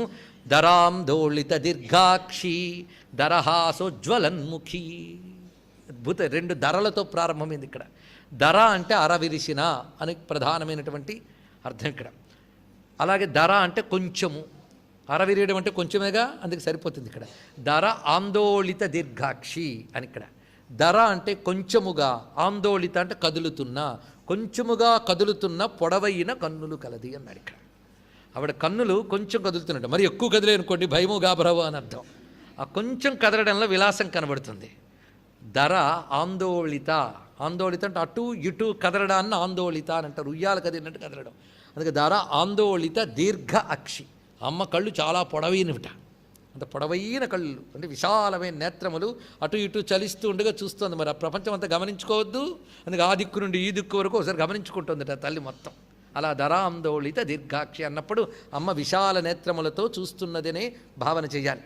ఇక్కడ మరొక విశేషమైన అర్థం ఏంటంటే దీర్ఘ అంటే పొడవైన అని అర్థం. అది విశాలతకే కాదు, ఎంత పొడవైనా అమ్మ చూపులు ప్రసరిస్తాయట. ఇది తెలుసుకోవాల్సింది. ఎంత దూరమైనా వెళతాయి అమ్మ చూపులు. దీర్ఘ అంటే దూరమైనా వెళతాయి. మరి ఎక్కడో సూర్యుడు ఉన్నాడు. ఎంత దూరం ఉన్నాడండి సూర్యుడు? కొన్ని లైట్ ఇయర్స్ దూరంలో ఉన్నారండి అని చెప్తారు కదా. కొన్ని కాంతి సంవత్సరముల దూరంలో ఉన్నాడు. అలాంటి సూర్యభగవానుడి నుంచి మనకి కాంతి వస్తుంది. అరే 1 కిలోమీటర్ దూరం నుంచి రావాల్సిందే వెలుగు రాదే. అలాంటిది ఇన్ని యోజనాల దూరంలో, కాంతి సంవత్సరాల దూరంలో ఉన్న సూర్యభగవానుడి యొక్క వెలుగు మన దాకా ఎలా రాగలుగుతుందండి? ఆశ్చర్యం కాదు? అది దీర్ఘం కాదు. సూర్యుడు ఎవరు? అమ్మవారి నేత్రం కదా. అది అమ్మవారి నేత్రం కనుకనే ఇంత దూరం కూడా రాగలిగింది ఆ చూపు. ఇది తెలుసుకోవాల్సింది. ఎంత దూరమైనా ప్రసరించగలిగే శక్తి ఉన్నది. ఇది తెలుసుకోవాల్సిన ఒక అద్భుతమైన భావం. అందుకే అంటున్నారు మహానుభావులు శంకర భగవత్పాలు వారు, దృశాద్రాఘీయస్య దరదళిత నీలోత్పలరుచ. ఇందులో పదమే తీసుకున్నారు చూడండి. దరదళిత, దరాందోళిత శబ్దం ఇక్కడ. ద్రాఘీయస్య దీర్ఘాక్షి. ద్రాఘీయస్ అంటే ఇదే దృశాద్రాఘీయస్యాదలదలిత నీలోత్పల రుచ దవీయాంసం దీనం స్నపయ కృపయా మామపి శివే అనేనాయం ధన్యో భవతి నచతేహా నిర్యత వనే వా హర్మ్యే వా సమకర నిపాతో హిమకర. ఎంత ఆర్తితో ఎంత భక్తితో అంటున్నారో శంకరులు చూడండి. అమ్మా నీ చూపులు ద్రాఘీయసి, చాలా పొడవైనవి, ఎక్కడికైనా వెళ్ళగలవు తల్లి. అందుకే నువ్వెక్కడో దూరంగా ఉన్నావురా, నిన్ను ఎలా చూసేది అని తప్పించుకోకమ్మా. నేను దూరంగా ఉన్న మాట వాస్తవమే. అమ్మవారికి మనం దూరంగా ఉన్నామా? లేమా? ఇప్పుడు అడిగేం కనుక లేమంటున్నాం కనుక మనం దూరంగానే ఉన్నాం. దూరంగా ఉండడం అంటే అసలు స్మరించకుండా ఆవిడ ఉందని స్పృహ కూడా లేకుండా బ్రతకడమే దూరంగా ఉన్నాం. ఏం చేస్తా? పాపకర్ముణ్ణి గనక అజ్ఞాన దోషం చేత నీకు దూరంగా ఉన్నాను తల్లి. నేను దూరంగా ఉన్నా ఎంత దూరమైనా ప్రసరించగలదు నీ చూపు గనక, నీకు దూరంగా ఉన్న నాపై నీ కటాక్షం ప్రసరింపజేయి తల్లి. ఎలాంటి చూపది? దర దళిత నీలోత్పలరుచ, అరవిరిసిన నల్ల కలువ వంటి ఆ కన్నుల్లోంచి నీ చల్లని చూపులని నాపై ప్రసరింపజేయి తల్లి. అలా ప్రసరింపజేయడం వల్ల నువ్వేమో అరిగిపోతావా తరిగిపోతావా? అది గొప్పటి. నచతే హాని రియత, అయ్యత అన్న మాటలో అందం ఉందండి. నీకు కొంచెం కూడా హాని లేదమ్మా. ఏమీ నష్టమా? నీకేమీ హాని లేదు, నాకో గొప్ప ప్రయోజనం. నీకు నష్టం లేదు, నాకు గొప్ప లాభం. నష్టం లేకుండా ఒకటి గొప్ప లాభం ఇవ్వడం కంటే పుణ్యం ఏముంటుంది? గొప్ప మాట. అందుకే అనేన అయం ధన్యో భవతి, ఆ చూపు ప్రసరిస్తే వీడు ధన్యుడైపోతాడు. నచతే హాని రియత, నీకు ఇసుమంత కూడా హాని లేదు కదమ్మా. అదొక మాట. బాగుందిరా బాబు, గొప్ప గొప్ప సాధకులు, యోగులు, మహాత్ములు, వాళ్ళ మీద ప్రసరించవలసిన నా చూపుని ఇంత దూరంగా ఉన్నటువంటి నీ మీద ఎలా ప్రసరిస్తాను అంటే, అలా అనుకు తల్లి. చంద్రకాంతి మేడ మీదను అడవి మీద ఒకేలా ప్రసరిస్తుంది కదా తల్లి. కనుక యోగుల మీద ప్రసరిస్తున్న నీ చూపు ఈ అయోగ్యుడి మీద కూడా ప్రసరిస్తే ధన్యుణ్ణైపోతానమ్మా. ఇది అంటున్నారు. అంటే శంకరులు అయోగ్యుల కాదు, అక్కడ అంటే మహాపాపం. ఆ విధంగా అమ్మవారి ముందు వినయంగా అనాలి ప్రతివాడు. ఇలా అంటే వాడికి మించిన యోగ్యుడు మరొకడు లేడు. అందుకే ఆ శ్లోకం ఒక్కసారి ఇక్కడ దరాందోళిత దీర్ఘాక్షి అన్నప్పుడు భావన చేసుకోవాల్సింది. ఆ కదులుతోందిట అమ్మ చూపు. ఎంత దూరమైనా ప్రసరించగలదు కనుక విశాల నేత్రములతో పాటు ఎంత దూరమైనా తన చూపుల కాంతుల్ని ప్రసరింపజేస్తున్న తల్లి. ఇది దరాందోళిత దీర్ఘాక్షి. ఎంత అందంగా పద్యం చెప్తే ఆవిడకి నవ్వు రాదా అండి? అంత చమత్కారంగా చెప్తే, మంచి చమత్కార వాక్యం పుడితే మనకే ఆహా అనిపించింది. ఆవిడ అసలు రసం గ్రహించడంలో అద్భుతం. ఆవిడకి నవ్వు రాదు, వెంటనే నవ్విందిట. నవ్వగానే అంటున్నారు దరహాసోజ్వలన్ముఖి. నవ్వుతోంది ఆ తల్లి. ఎంత నవ్వుతోందంటే దరహాసము, అది చిన్ని నవ్వు, చిరునవ్వు. మందహాసం ఎప్పుడు కూడా ప్రసన్నతకి, నిండుతనానికి ప్రతీక. అది ఇక్కడ అల్లకల్లోలాలు లేవు, అక్కడ నిండుదనం ఉంది. అందుకే దరహాసంతో ఉజ్వలన్ముఖి, గొప్ప మాట. ఉజ్వలన్ముఖి, దరహాసోజ్వలన్ముఖి, దరహాసంతో మరింత గొప్పగా ప్రకాశిస్తున్న ముఖము అని భావించారు. ఇందులో దరాందోళిత దీర్ఘాక్షి, దరహాసోజ్వలన్ముఖి అన్నప్పుడు ఆ దర, అక్షి అనే దానిలో బీజాక్షరాలు దాగి ఉన్నాయి. ఉజ్వలన్ముఖి అనే మాట తీసుకుంటే ఈ రెండిట్లో కలిపి జ్వాలాముఖి అనే మంత్ర రహస్యం దాగున్నది. అది దీని యొక్క ప్రత్యేకత. అందుకు జ్వలన్ముఖి అన్నప్పుడు జ్వాలాముఖి మంత్ర విశేషం. ఒక సిద్ధపురుషుడైతే దీని నుంచి బీజాక్షరాలతో జ్వాలాముఖి మంత్రాన్ని ఉద్ధరించి చూపించారు. వారికో నమస్కారం. మొత్తానికి మనకు తెలియకుండానే జ్వాలాముఖి దేవిని ఇక్కడ స్మరించుకుంటున్న ప్రకాశిస్తున్న ముఖము కలది. జ్వాల అంటే అగ్ని, భయపడవనక్కర్లేదు.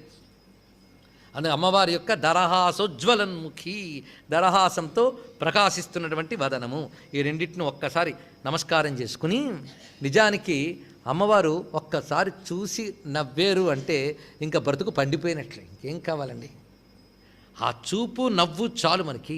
అయ్యా అధప్పతనమై ఉన్నాను, నేను ఎలా ఉద్ధరింపబడతానంటే ఒక చూపు చూసుకు నవ్వు నవ్వితే చాలు ఉద్ధరింపబడిపోతారు. అలాగా కింద ఉన్నవాడిని ఉద్ధరించేటప్పుడు అమ్మవారు ఒక నవ్వు ఒక చూపు చూస్తే ఆవిడే గురువై మనల్ని అనుగ్రహిస్తోంది. గురుమూర్తిర్గుణనిధిర్గో మాతా గుగ జన్మభూ. ఆవిడే గురుమూర్తి. అమ్మకు గురుమూర్తి అండి. గురువు అనగానే వెంటనే ఉద్ధరిస్తాడు. ఎవరు అసలు గురువు అంటే అమ్మే అసలు గురువు. ఇది తెలుసుకోవాల్సింది. అమ్మ అసలు గురువు. మరి మా గురువు గారు అమ్మ రూపం, అంతే, మరి ఇంకేం లేదు. అమ్మ మనల్ని అనుగ్రహించడం కోసమని గురుమూర్తి ధరించి వచ్చింది, అంతే. కానీ గురువులో కనబడుతున్నదంతా అమ్మ యొక్క కారుణ్యమే, మరొకటి కాదు. అందుకే గురువుకి అమ్మకి భేదం లేదుట. ఎలా లేదో చెప్తున్నారు ఇక్కడ. యథా ఘటశ్చ కలశః కుంభైశ్చైకార్థవాచకా తథా మంత్రో దేవతాచ గురుశ్చైకార్థవాచకా. వాడ చెప్పాడు. అయ్యా ఘటము, కలశము, కుంభము అని 3 పేర్లు చెప్పారు. ఘటము, కలశము, కుంభము. 3 పేర్లు, కానీ 3 ఒక్కదాన్నే తెలియజేస్తున్నాడు. దేన్ని? కొండని. కానీ ఒక కొండనే ఘటము, కలశము, కుంభముని ఎలా అంటారో ఒక్క అమ్మనే మంత్ర, దేవత, గురువు అంటారు అన్నాడు. ఒకటే మాట గొప్ప అద్భుతంగా సమన్వయించారు చూడండి. అందుకే అమ్మవారు ఎవరు? గురుస్వరూపం. గురువు ఎవరు? అమ్మ రూపం. అందుకే భావనోపనిషత్తు మొట్టమొదటిగా శ్రీ గురు సర్వకారణ భూతాశక్తి అని అంటుంది. ఇక్కడ గొప్ప విషయం ఇక్కడ. అందుకే అమ్మవారు ఎవరంటే గురుమూర్తి, ప్రకటించి కనబడేదే మూర్తి అంటే. కనుక అమ్మ నిజానికి మనకు కనబడుతోందా? కనబడుతోందట. గురువుగా అన్నాడు ఇక్కడ. గురువు అమ్మవారి యొక్క మూర్తే, అది చూపిస్తున్నాడు. ప్రకటింపబడిన అమ్మ రూపమే గురువు. ఇది గురుమూర్తి, ఇది తెలుసుకోగలగాలి. అటువంటప్పుడు మొట్టమొదట అమ్మవారి గురుమూర్తి ఎవరు అంటే దక్షిణామూర్తి. గురుమూర్తి అంటే దక్షిణామూర్తి రూపిణి. ఇది ప్రధానమైన భావం. ఎందుకంటే శ్రీ విద్యకి ఆది గురువు ఆయనే దక్షిణామూర్తి. అందుకు గురుమూర్తి అంటే దక్షిణామూర్తి స్వరూపము. ఇది ఒకటి అర్థం. అంతేకాదు ఆయనతో మొదలైనటువంటి శ్రీ విద్య మన దాకా గురు పరంపర మీద వచ్చింది. గురు పరంపర అంతా అమ్మ రూపమే. ఎంత గురు పరంపర అయినా ఈ పరంపర గురుతత్వాన్నంతటి తాను మోసుకొచ్చి మనకిచ్చిన గురువున్నాడే అతడే అమ్మవారి యొక్క అసలు రూపముగా భావించి ఆరాధించాలి. అది గురుమూర్తి. గురువు అంటే రక్తమాంసాది లక్షణములతో కూడిన శరీరము కాదు. దాని ద్వారా వ్యక్తీకరింపబడుతున్నది అమ్మ విద్య. కనుక అమ్మ విద్య ఎవరి ముఖం నుంచి లభించిందో అతడే అమ్మ రూపము, మరొకటి లేదు. ప్రకటింపబడేదే రూపమైనప్పుడు ఆయన ద్వారా ఏం ప్రకటింపబడుతుంది? నీకు అమ్మ విద్య ప్రకటింపబడుతోంది కదా. అప్పుడు ఆయన ఎవరయ్యారు? అమ్మ ఆయన రూపం అయిపోయింది. గురుమూర్తి అనే భావం ఇంత గొప్పగా చూపిస్తున్నారు.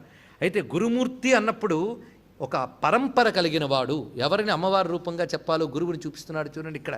ఎందుకంటే ఈ మధ్య అది కూడా ఒక పెద్ద ఫ్యాషన్ అయింది. ఇదివరకు గురు పూజ, ఆషాఢ పూర్ణిమ అంటే ఒకలా ఉండేది. ఇప్పుడు పెద్ద వ్యాపారం. ఇలా అంటున్నాము నేను కాదు. నిజంగా మహాత్ములు చాలామంది ఉన్నారు, కాదని కాదు, కానీ చాలా చిత్రంగా తయారైపోతుంది. అందుకు ఒక పరంపర ఉండాలి. ఆ పరంపర ఒక ఋషులు చెప్పినటువంటి విజ్ఞానాన్ని, శాస్త్రాన్ని, ఒక సంప్రదాయాన్ని మన దాకా తీసుకొచ్చి అందివ్వగలగాలి.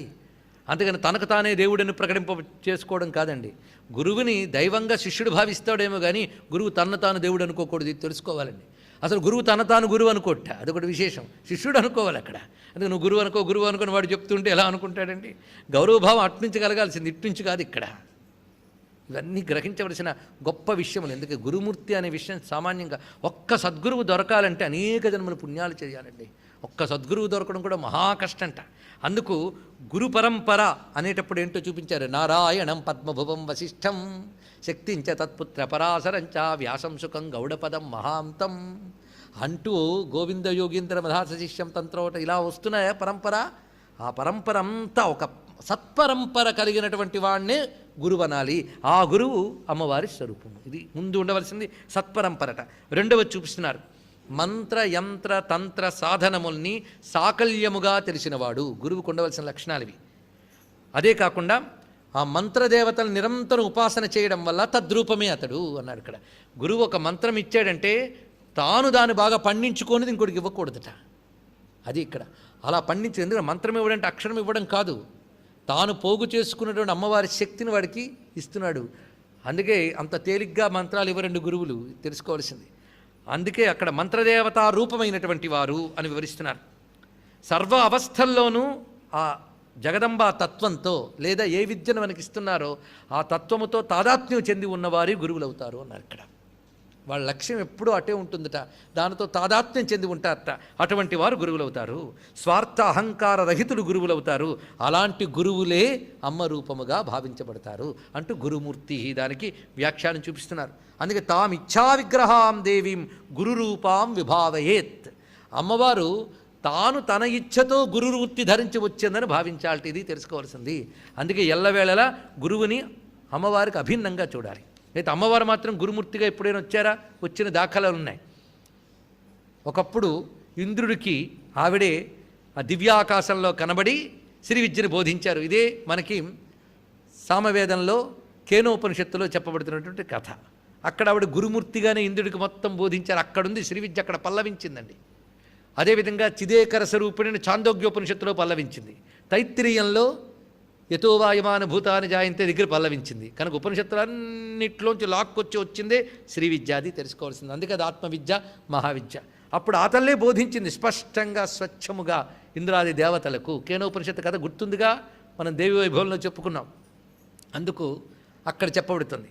అంతేకాదు హిమవంతునికి ఆ తల్లి భాగవతం మొత్తం చెప్పింది, భగవద్గీత చెప్పిందండి, భగవతీ గీత చెప్పింది. దేవి భాగవతంలో మనకు వస్తుంది వృత్తాంతం. అమ్మవారు దాక్షాయనిగా తనువు చాలించిన తర్వాత తిరిగి మేనాహిమవంతులు కుమార్తెగా రాబోయినది. అప్పుడు దేవతలందరూ తపస్సు చేశారు, మేనాహిమవంతులు కూడా తపస్సు చేశారు. అప్పుడు అమ్మ తన దివ్య రూపాన్ని చూపించి నీకు పుత్రిగ్గా వస్తాను అని చెప్తూ కొన్ని అధ్యాయాల గీతను బోధించింది ఆ తల్లి. దీన్నే దేవీ గీత అని అంటారు. ఇది దేవీ భాగవతంలో చాలా ప్రశస్తమైన బ్రహ్మ విద్యా శాస్త్రం. ఇది స్వయంగా తల్లి బోధించింది. అయితే హిమవంతుని నిమిత్తంగా చేసుకుని సర్వదేవతలకు బోధించిందట. అసలు వేదంలో అహం రుద్రేభిర్వశభిశ్చరామి అని అమ్మ చెప్పినటువంటి దేవీ సూక్తం ఆవిడ చెప్పిన గీత కాదా. ఇప్పుడు అహం నేనే ఇది అని చెప్తున్నది అంటే మత్తపరతరన్నాస్తి అనే భావాన్ని ఆవిడ వేదంలోనే ప్రతిపాదించింది. కనుక వేదంలోనే ఆవిడ గురువుగా కనబడుతుంది. అందుకు గురుమూర్తి. ఇంద్రాది దేవతలకు, హిమవంతుడు మొదలైన వారికి కూడా జ్ఞానప్రదానం చేసిన గురుమూర్తి. గుణనిధి తర్వాత నామం గుణనిధి అనేది చెప్తున్నారు. గురుమూర్తికి ఇది ఉండవలసిన లక్షణం గుణనిధి అనేటువంటిది. గుణనిధి అన్నప్పుడు తెలుసుకోవలసిన గొప్ప విషయములు చాలా ఉన్నాయి. గురువు ఎప్పుడు గుణనిధి అయి ఉండాలండి. అమ్మవారు గురుమూర్తిగా వచ్చినప్పుడు గుణముల నిధిగా ఉంది. గుణము అంటే శిష్యుడిపై వాత్సల్యం. అలాగే గుణం అనే శబ్దానికి ఉపనిషత్తు మాత్రం ఒకటే చెప్తుంది. గుణి అని ఎవరిని అనాలి అంటే జ్ఞానిని గుణి అనాలి. కానీ గుణనిధి అంటే జ్ఞాననిధి. ఇక్కడ తెలుసుకోవాల్సింది విద్యకు కావలసిన గుణం ఒక్కటే. గుణనిధి అంటే వాడు ఎప్పుడు అబద్ధాలు చెప్పడు, డబ్బు చక్కగా సంపాదిస్తాడు, అవన్నీ ఇక్కడ చెప్పడం కాదు. గురుమూర్తికి చెప్పినప్పుడు గురువుకు ఉండవలసిన గుణములు ఎన్నో ఉండాలి. ప్రధాన గుణమేంటి? జ్ఞానం. అది ఉంటే కదా గురువు అంటాం. గురువు ఒక పదవి కాదు, అదొక జ్ఞాన స్వరూపం. అది అందుకు గుణనిధి అంటే జ్ఞానమునకు నిధి వంటి వాడు, తరగని జ్ఞానము ఆయన దగ్గర ఉన్నది అని. అందుకు గుణనిధి అని. ఇక్కడ గురువు దగ్గర ఉండవలసిన గుణములేమిటో శాస్త్రం మనకు చెప్తోంది. ఈ గుణములు గురుమూర్తి అయినటువంటి వాడి యందు ఉంటుంది. అప్పుడు అమ్మవారి గుణములు వాడి యందు భాషిస్తున్నాయని తెలుసుకోవాలట. ఇవి గుణనిధి. ఆ మాటకొస్తే అమ్మవారి ప్రపంచమంతా తయారు కావడానికి కావలసిన అన్ని గుణములకి నిధి వంటిది. అందుకే అనంత కళ్యాణ గుణముల నిధి. ఇది అమ్మపరంగా చెప్పాలి. కానీ గురుమూర్తి గుణనిధి అన్నప్పుడు గురువుకు ఉండవలసిన గుణాలు కొన్ని శాస్త్రం చెప్తోంది. సుందర సుముఖ స్వచ్ఛ సులభో బహుతంత్రవిత్ అసంశయ సంశయచ్చిన్ నిరపేక్షో గురుర్మత. గురువు ఎలా ఉండాలో వివరిస్తున్నారు చూడండి. గురువు ముందు సుందరంగా ఉండాలట. అంటే అందగాడి ఉండాలనా? సుందరము అంటే ఆదరించే స్వభావము. సుతరాం ఆద్రియతే ఇది సుందర అని చెప్పారు ఇక్కడ. చక్కగా ఆదరించే స్వభావం గురువు దగ్గర ఉండాలి. ఇది మొట్టమొదట. రెండు సుముఖ, ఆయన ఎప్పుడు చూసినా దుమదుమలాడుతూ అని కాకుండా ఒక ప్రసన్నతా భావంతో శిష్యుడికి అనుకూలముగా ఉండాలి. అది సుందర సుముఖ. స్వచ్ఛ, నిష్కపటముగా ఉండాలి. అది అంతేనా? మా గురువుగారు ఎప్పుడు తెల్ల బట్టలు ఉతికి వేసుకుంటూ ఉంటారని కాదు. ఇక్కడ స్వచ్ఛ అన్నప్పుడు నిష్కపటముగా ఉండుట. సులభ, గురువు ఆ శిష్యుడికి ఎప్పుడు ఏ సందేహం వచ్చినా తీర్చగలిగేటంత సౌలభ్యంగా ఉండాలి. బహుతంత్రవిత్, తంత్రం అనగా శాస్త్రం అని ఇక్కడ అర్థం. బహుశాస్త్రముల యందు నేర్పరి ఉండాలి. అంతేకాదు తాను ఉపదేశించే విద్యలో తనకే సందేహం ఉండకూడదుట.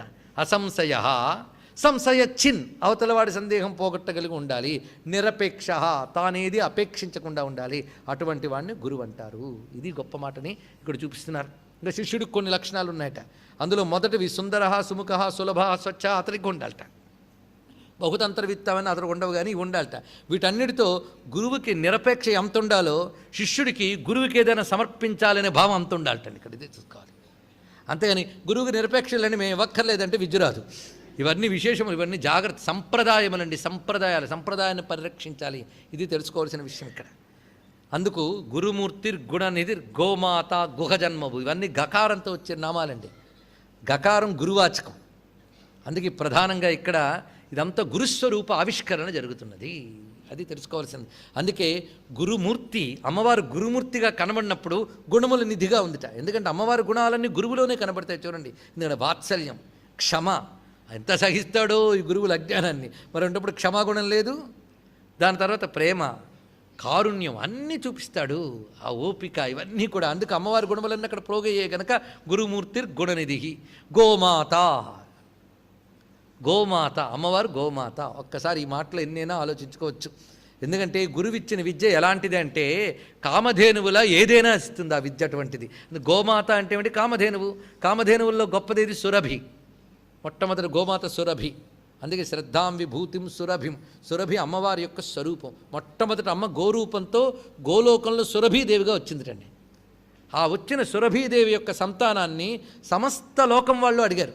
ఒక్కొక్క లోకంలో ఒక్కొక్క రూపంతో వెళ్ళింది ఆ తల్లి. భూలోకమునందు భారతదేశానికి మాత్రమే దిగి వచ్చే కామధేను సంతానం. తెలుసుకో, ఇందులో సందేహం లేదు.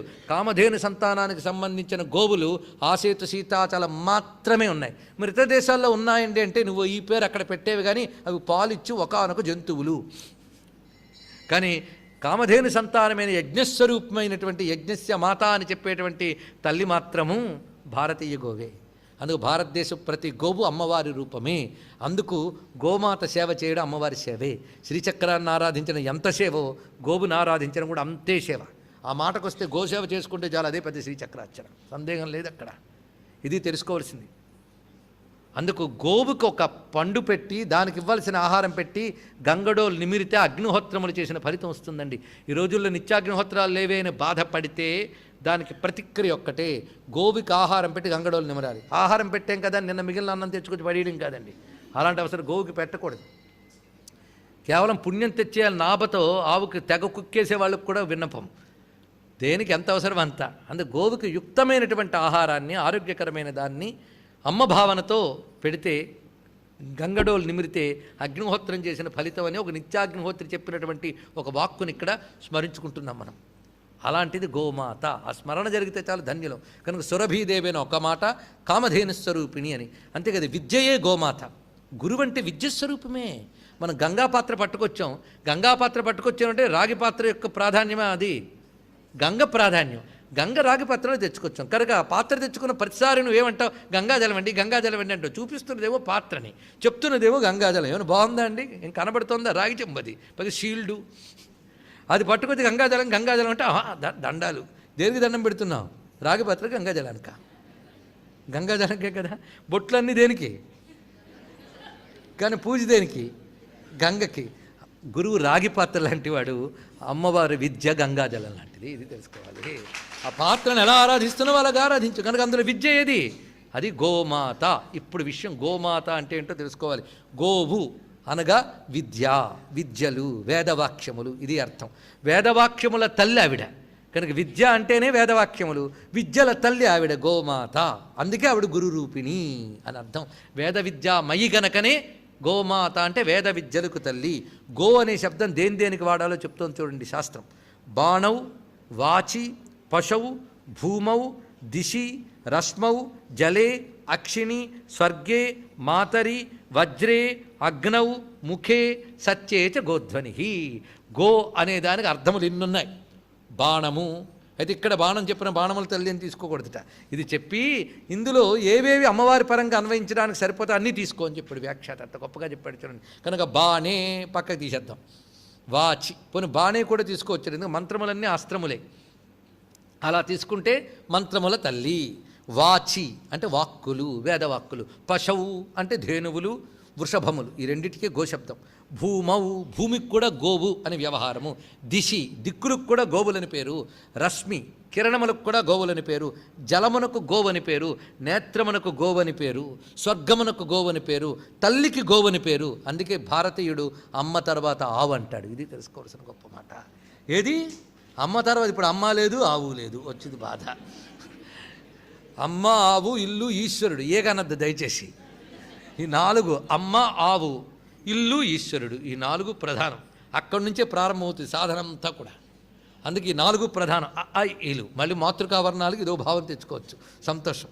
కనుకనే ఇప్పుడు గోమాత అన్నప్పుడు సమస్త వేదవాక్యములకి తల్లి అని, అలాగే మాతరి వజ్రే వజ్రాయుధానికి కూడా ఇదే చెప్పారు.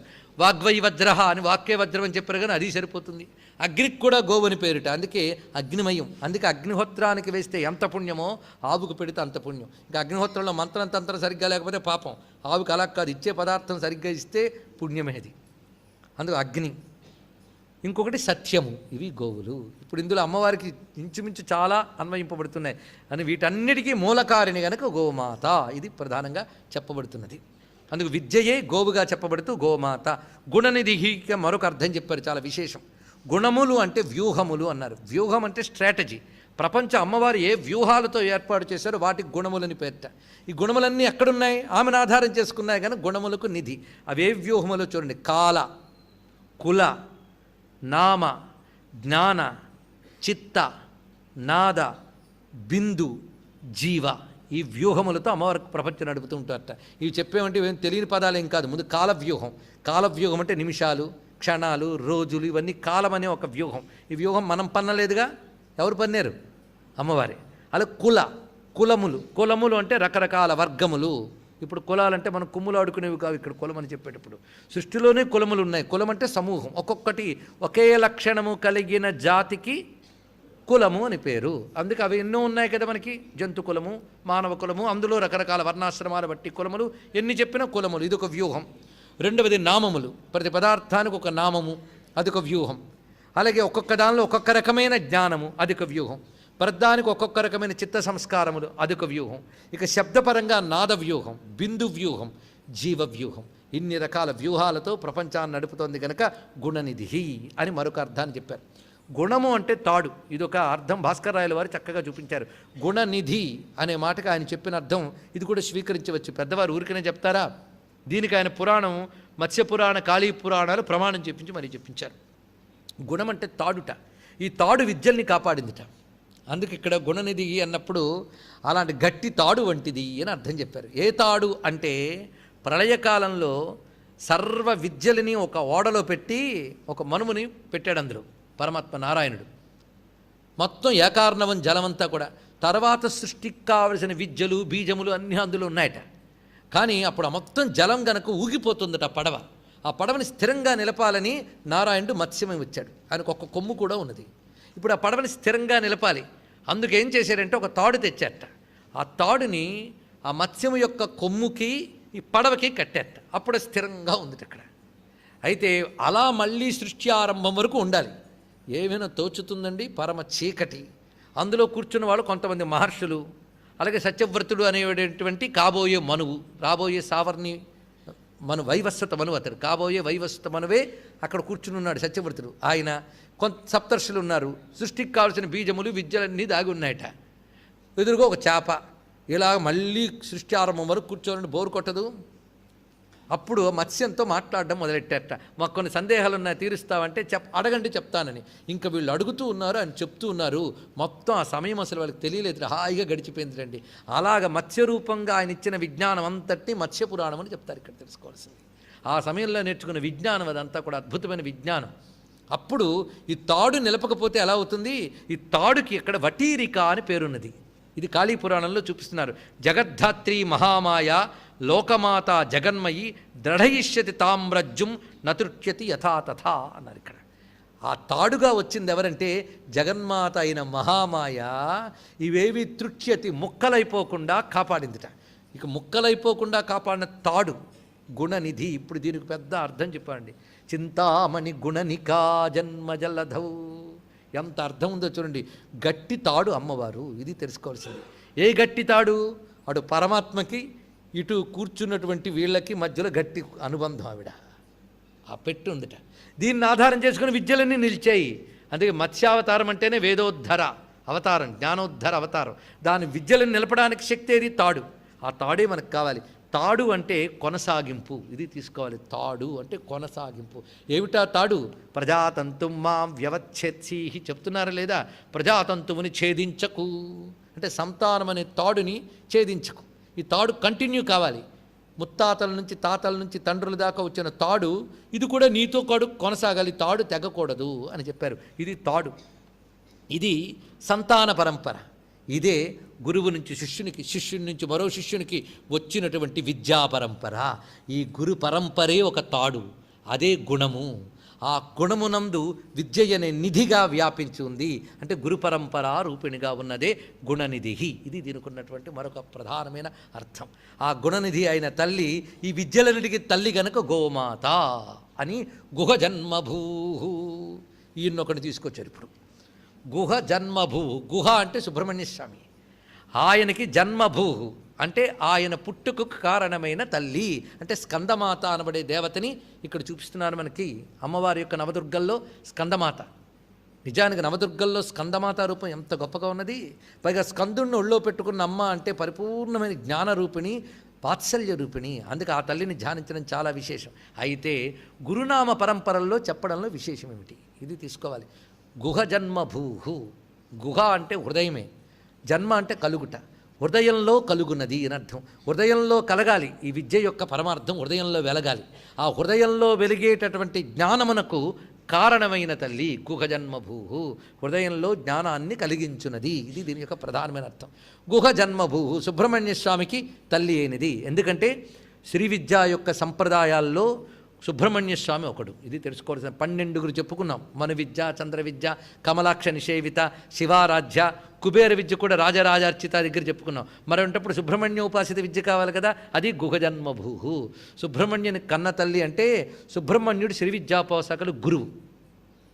శ్రీ విద్యకి శివ విద్యకి కూడా గురువు సుబ్రహ్మణ్యుడేట. ఇది ఒక పెద్ద విశేషం అండి. అందుకే శ్రీనాథాతి గురుగుహో జయతి అన్నారు ముత్తుస్వామి దీక్షితుల వారు. ఉదయాన్నే ఇవాళ మరొక చోట మనం అది ఎక్కడో చివరికి చెప్పుకుందాం. ముత్తుస్వామి దీక్షితులు రచించినటువంటి నవావరణ కీర్తనల గురించి ఉపన్యాసం ప్రారంభించుకున్నాం. ఇందులో కొందరు వచ్చారు. ఓపికంటే రేపు కూడా దాని కొనసాగింపు ఉంది. అసలు పూర్తి రేపే నవావరణలు. ఇవాళ ఉపోద్ఘాతమైంది ఇక్కడ. అవి రచించిన వారు ముత్తుస్వామి దీక్షితులు. శ్రీ విద్యలో పరమసిద్ధ పురుషుడు సామాన్యుడా. నవావరణ కీర్తనల్లో ఎన్ని రహస్యాలు పెట్టాడో ఇవాళ చెప్తూ ఉంటేనే ఆశ్చర్యం కలిగింది, చెప్పేవాడికి వినేవాళ్ళకు కూడా. అంత రహస్యాలు పెట్టాడు ఆ మహానుభావుడు. ఒక్క 3 ఆవరణలోనే అన్ని చూపించారు. ఇంకా రేపు 6 ఆవరణలు చూడబోతున్నాం. అలాంటి మహానుభావుడు ప్రతి కీర్తనకి మకుటంగా గురుగుహ చెప్పుకున్నాడు. గుహ ఎందుకంటే అక్కడ కాశీలో శ్రీ విద్య పండించుకుని వస్తూ ఉంటే తిరుత్తణిలో ముసలాయన కనబడ్డట. అక్కడ దాకా వచ్చినటువంటి మహానుభావుడికి ముత్తుస్వామి దీక్షితుల వారికి ఒక 40 రోజులు ఇక్కడ సుబ్రహ్మణ్య మంత్రం జపించుకుందాం అనిపించిందండి. అలా పండించుకోవాలి, ఒక మంత్రం తీసుకోవాలి, ఇంకో పక్కనవన్నీ పక్కన పెట్టి దాని మీదే ఫోకస్. అలా 40 రోజులు సుబ్రహ్మణ్య మంత్రం జపం చేస్తూ తిరుత్తళ్ళను ఉండిపోయారైన. 40 రోజులు పూర్తయ్యాయి. ఆ ధ్యాన స్థితిలో ఉంటే ఒక ముసలాయన వచ్చేట. ఏది నోరు తెరువు అన్నట్ట. వాడు చూశాడు, నేను ఇప్పుడు నోట్లో ఒకటి పెట్టబోతున్నా, ఇప్పుడు నువ్వు కళ్ళు మూయి అన్నట్టు. ఆ ముసలాయన చూశాడు, కళ్ళు మూసుకుని నోరు తెరిచాడు. ఈయన పటికి బెల్లం పెట్టాడు, ఇప్పుడు తెరువు అన్నట్టండి. తెరిచేటప్పటికల్లా ఆ జ్యోతిర్మండల మధ్యంలో సుబ్రహ్మణ్య స్వామి దర్శనమిచ్చాడు ఎదురుగా. వెంటనే ఆనంద పరవశుడై శ్రీ గురుగుహ తారయాసుమాం శరవణ భవ శ్రీ గురుగుహ తారయాసుమాం అని కీర్తన చేశాడు. అక్కడ తాగాడు. స్వామినాథ పరిపాలయాసుమాం స్వప్రకాశ వల్లీశ గురుగుహ దేవసేనేశ.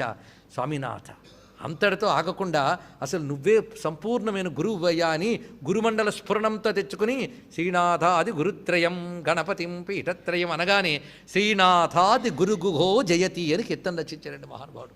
అక్కడ నుంచి ప్రతి కీర్తన గురుగుహ, నా గుహుడే గురువు, గురుగుహుడు. దానితో శ్రీ విద్య అంతా కీర్తన రూపంలో వెలుకొచ్చింది. అందుకే గుహుడు శ్రీ విద్యాచార్యుల్లో ప్రధానమైన వాడు కనుక గుహ జన్మభూ. ఇది తెలుసుకోవాల్సింది. ఇలా మనకి గురుమూర్తిర్ గుణనిధిర్ గోమాత గుహ జన్మభూ. అసలు సుబ్రహ్మణ్యుడే జ్ఞానాధిదేవత. అసలు ఆయనకి జ్ఞానశక్తి ఆత్మ అని పేరు. జ్ఞానశక్తి అనబడి ఆయుధం ఇచ్చింది అమ్మవారు. ఇస్తే పట్టుకొచ్చేట మొత్తం వచ్చి అసలు శక్తులని చెండాడాడు. అందుకు అమ్మవారు ఇచ్చిన జ్ఞానాయుధం పట్టుకుని వెలుకొచ్చాడు మహానుభావుడు. అందుకు సుబ్రహ్మణ్యుని గురు రూపంగా భావన చేయాలి. అందుకే ఆయన పేరు గురుగుహ అని స్పష్టంగా కనబడుతూనే ఉన్నది. అయితే ఇందులో ఒక విశేషం అంటే సుబ్రహ్మణ్యుడే కాదు, పెద్ద అబ్బాయి కూడా అంతే. ఎవరు మరి ఆయన ఊరుకోడు, మరి నేనో అని వస్తాడు ఆయన. ఆయనకి దండం పెట్టాలి మనం. కుమారగన్నాథమ్మ చెప్పాం కదా, ఆయన కూడా అంతేట. అసలు మొత్తం నామాలన్నీ ఆయనే అన్నారు ఇక్కడ. ఎందుకంటే గకార ప్రియుడు కదండి. అందు గురుమూర్తిర్ గుణనిధిర్ గోమాత గుహ జన్మభూ అన్నప్పుడు అందులో పల్లవిస్తున్న గకారమంతా గణపతి స్వరూపమే అని చూపిస్తున్నారు ఇక్కడ. మొత్తానికి ఇందులో 2 గురువులను పెట్టింది అక్కడ, గణపతి కుమారస్వామి. వీళ్ళిద్దరి దయ మనపై ఉంటేనే అప్పుడు ఆ తల్లి అనుగ్రహం మనకు లభిస్తుంది. అందుకే సుబ్రహ్మణ్యుడు గణపతి ఉభయులు కూడా మన గురువులుగానే భావన చేయాలి. అందుకే మొట్టమొదట ఆ వల్లభాపతిని ఇస్తే కానీ శ్రీ విద్యలోకి ప్రవేశం లేదే. మరొక ఆ గణపతి మనకు అనుగ్రహించద్దు, ఆ గణేశుడు అందుకు సరిపోయింది. అయితే ఒక మంత్రద్రష్ట ఒక అద్భుతం కనుగొన్నాడు దీంట్లో. గోమాత అనే దగ్గర పట్టుకున్నాడు అతను.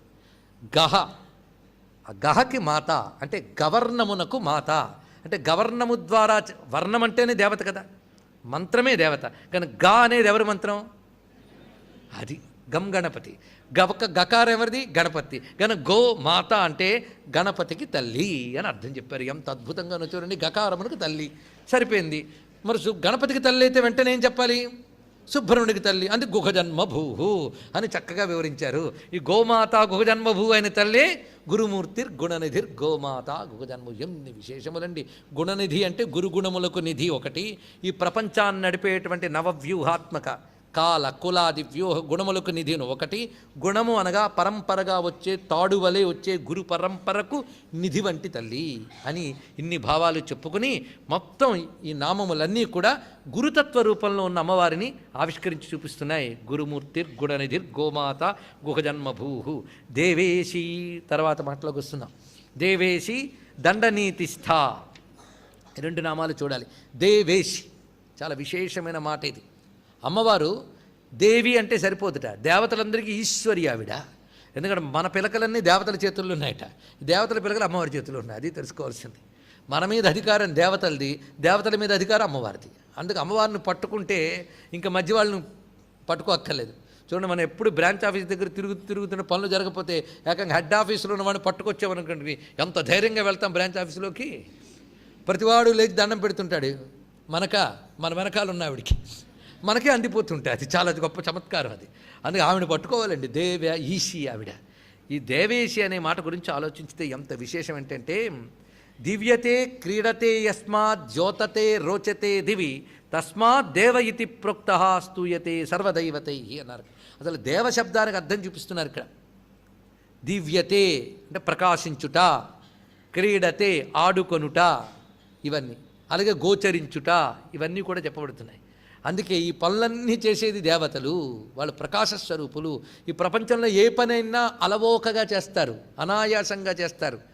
అలాంటి ప్రకాశస్వరూపులైన దేవతలకి ఈవిడ ఈశ్వరి అయి దేవతలకి దైవత్వం ఈవిడిస్తున్నది. అందుకే మనం గతంలో చెప్పుకున్న నమోదేవ్యై మహాదేవ్యై అనే నామాన్ని ఇక్కడ స్మరించుకుంటే దేవతలకి ఈశ్వరి. ఈ మాటను ఎలా తీసుకురావాలి? ఎందుకంటే దేవేశి దండనీతిస్తా దహరాకాశ రూపిణికి లింక్ ఉంది. ఇప్పుడు అది తీసుకోవాలి. దేవతలకి ఈశ్వరి అంటే ఇప్పటికి చాలామంది చెప్పేలండి అనొచ్చు, కానీ ఇక్కడ చెప్పడంలో అర్థం ఏంటి? ఇది దహరాకాశ రూపిణికి లింక్. ఇది తెలుసుకోవాలి. దహరాకాశం అంటే మరి ఎన్నాళ్ళు చెప్తున్నాం కదా, తెలుసుకోవద్దు. దహరం అంటే హృదయాకాశం. హృదయ ఆకాశ రూపిణి, హృదయంలో ఉన్న ఆకాశం ఆవిడ రూపంట. ఆకాశానికి రూపం ఉందా? మరి ఆకాశ రూపిణి ఏమిటి?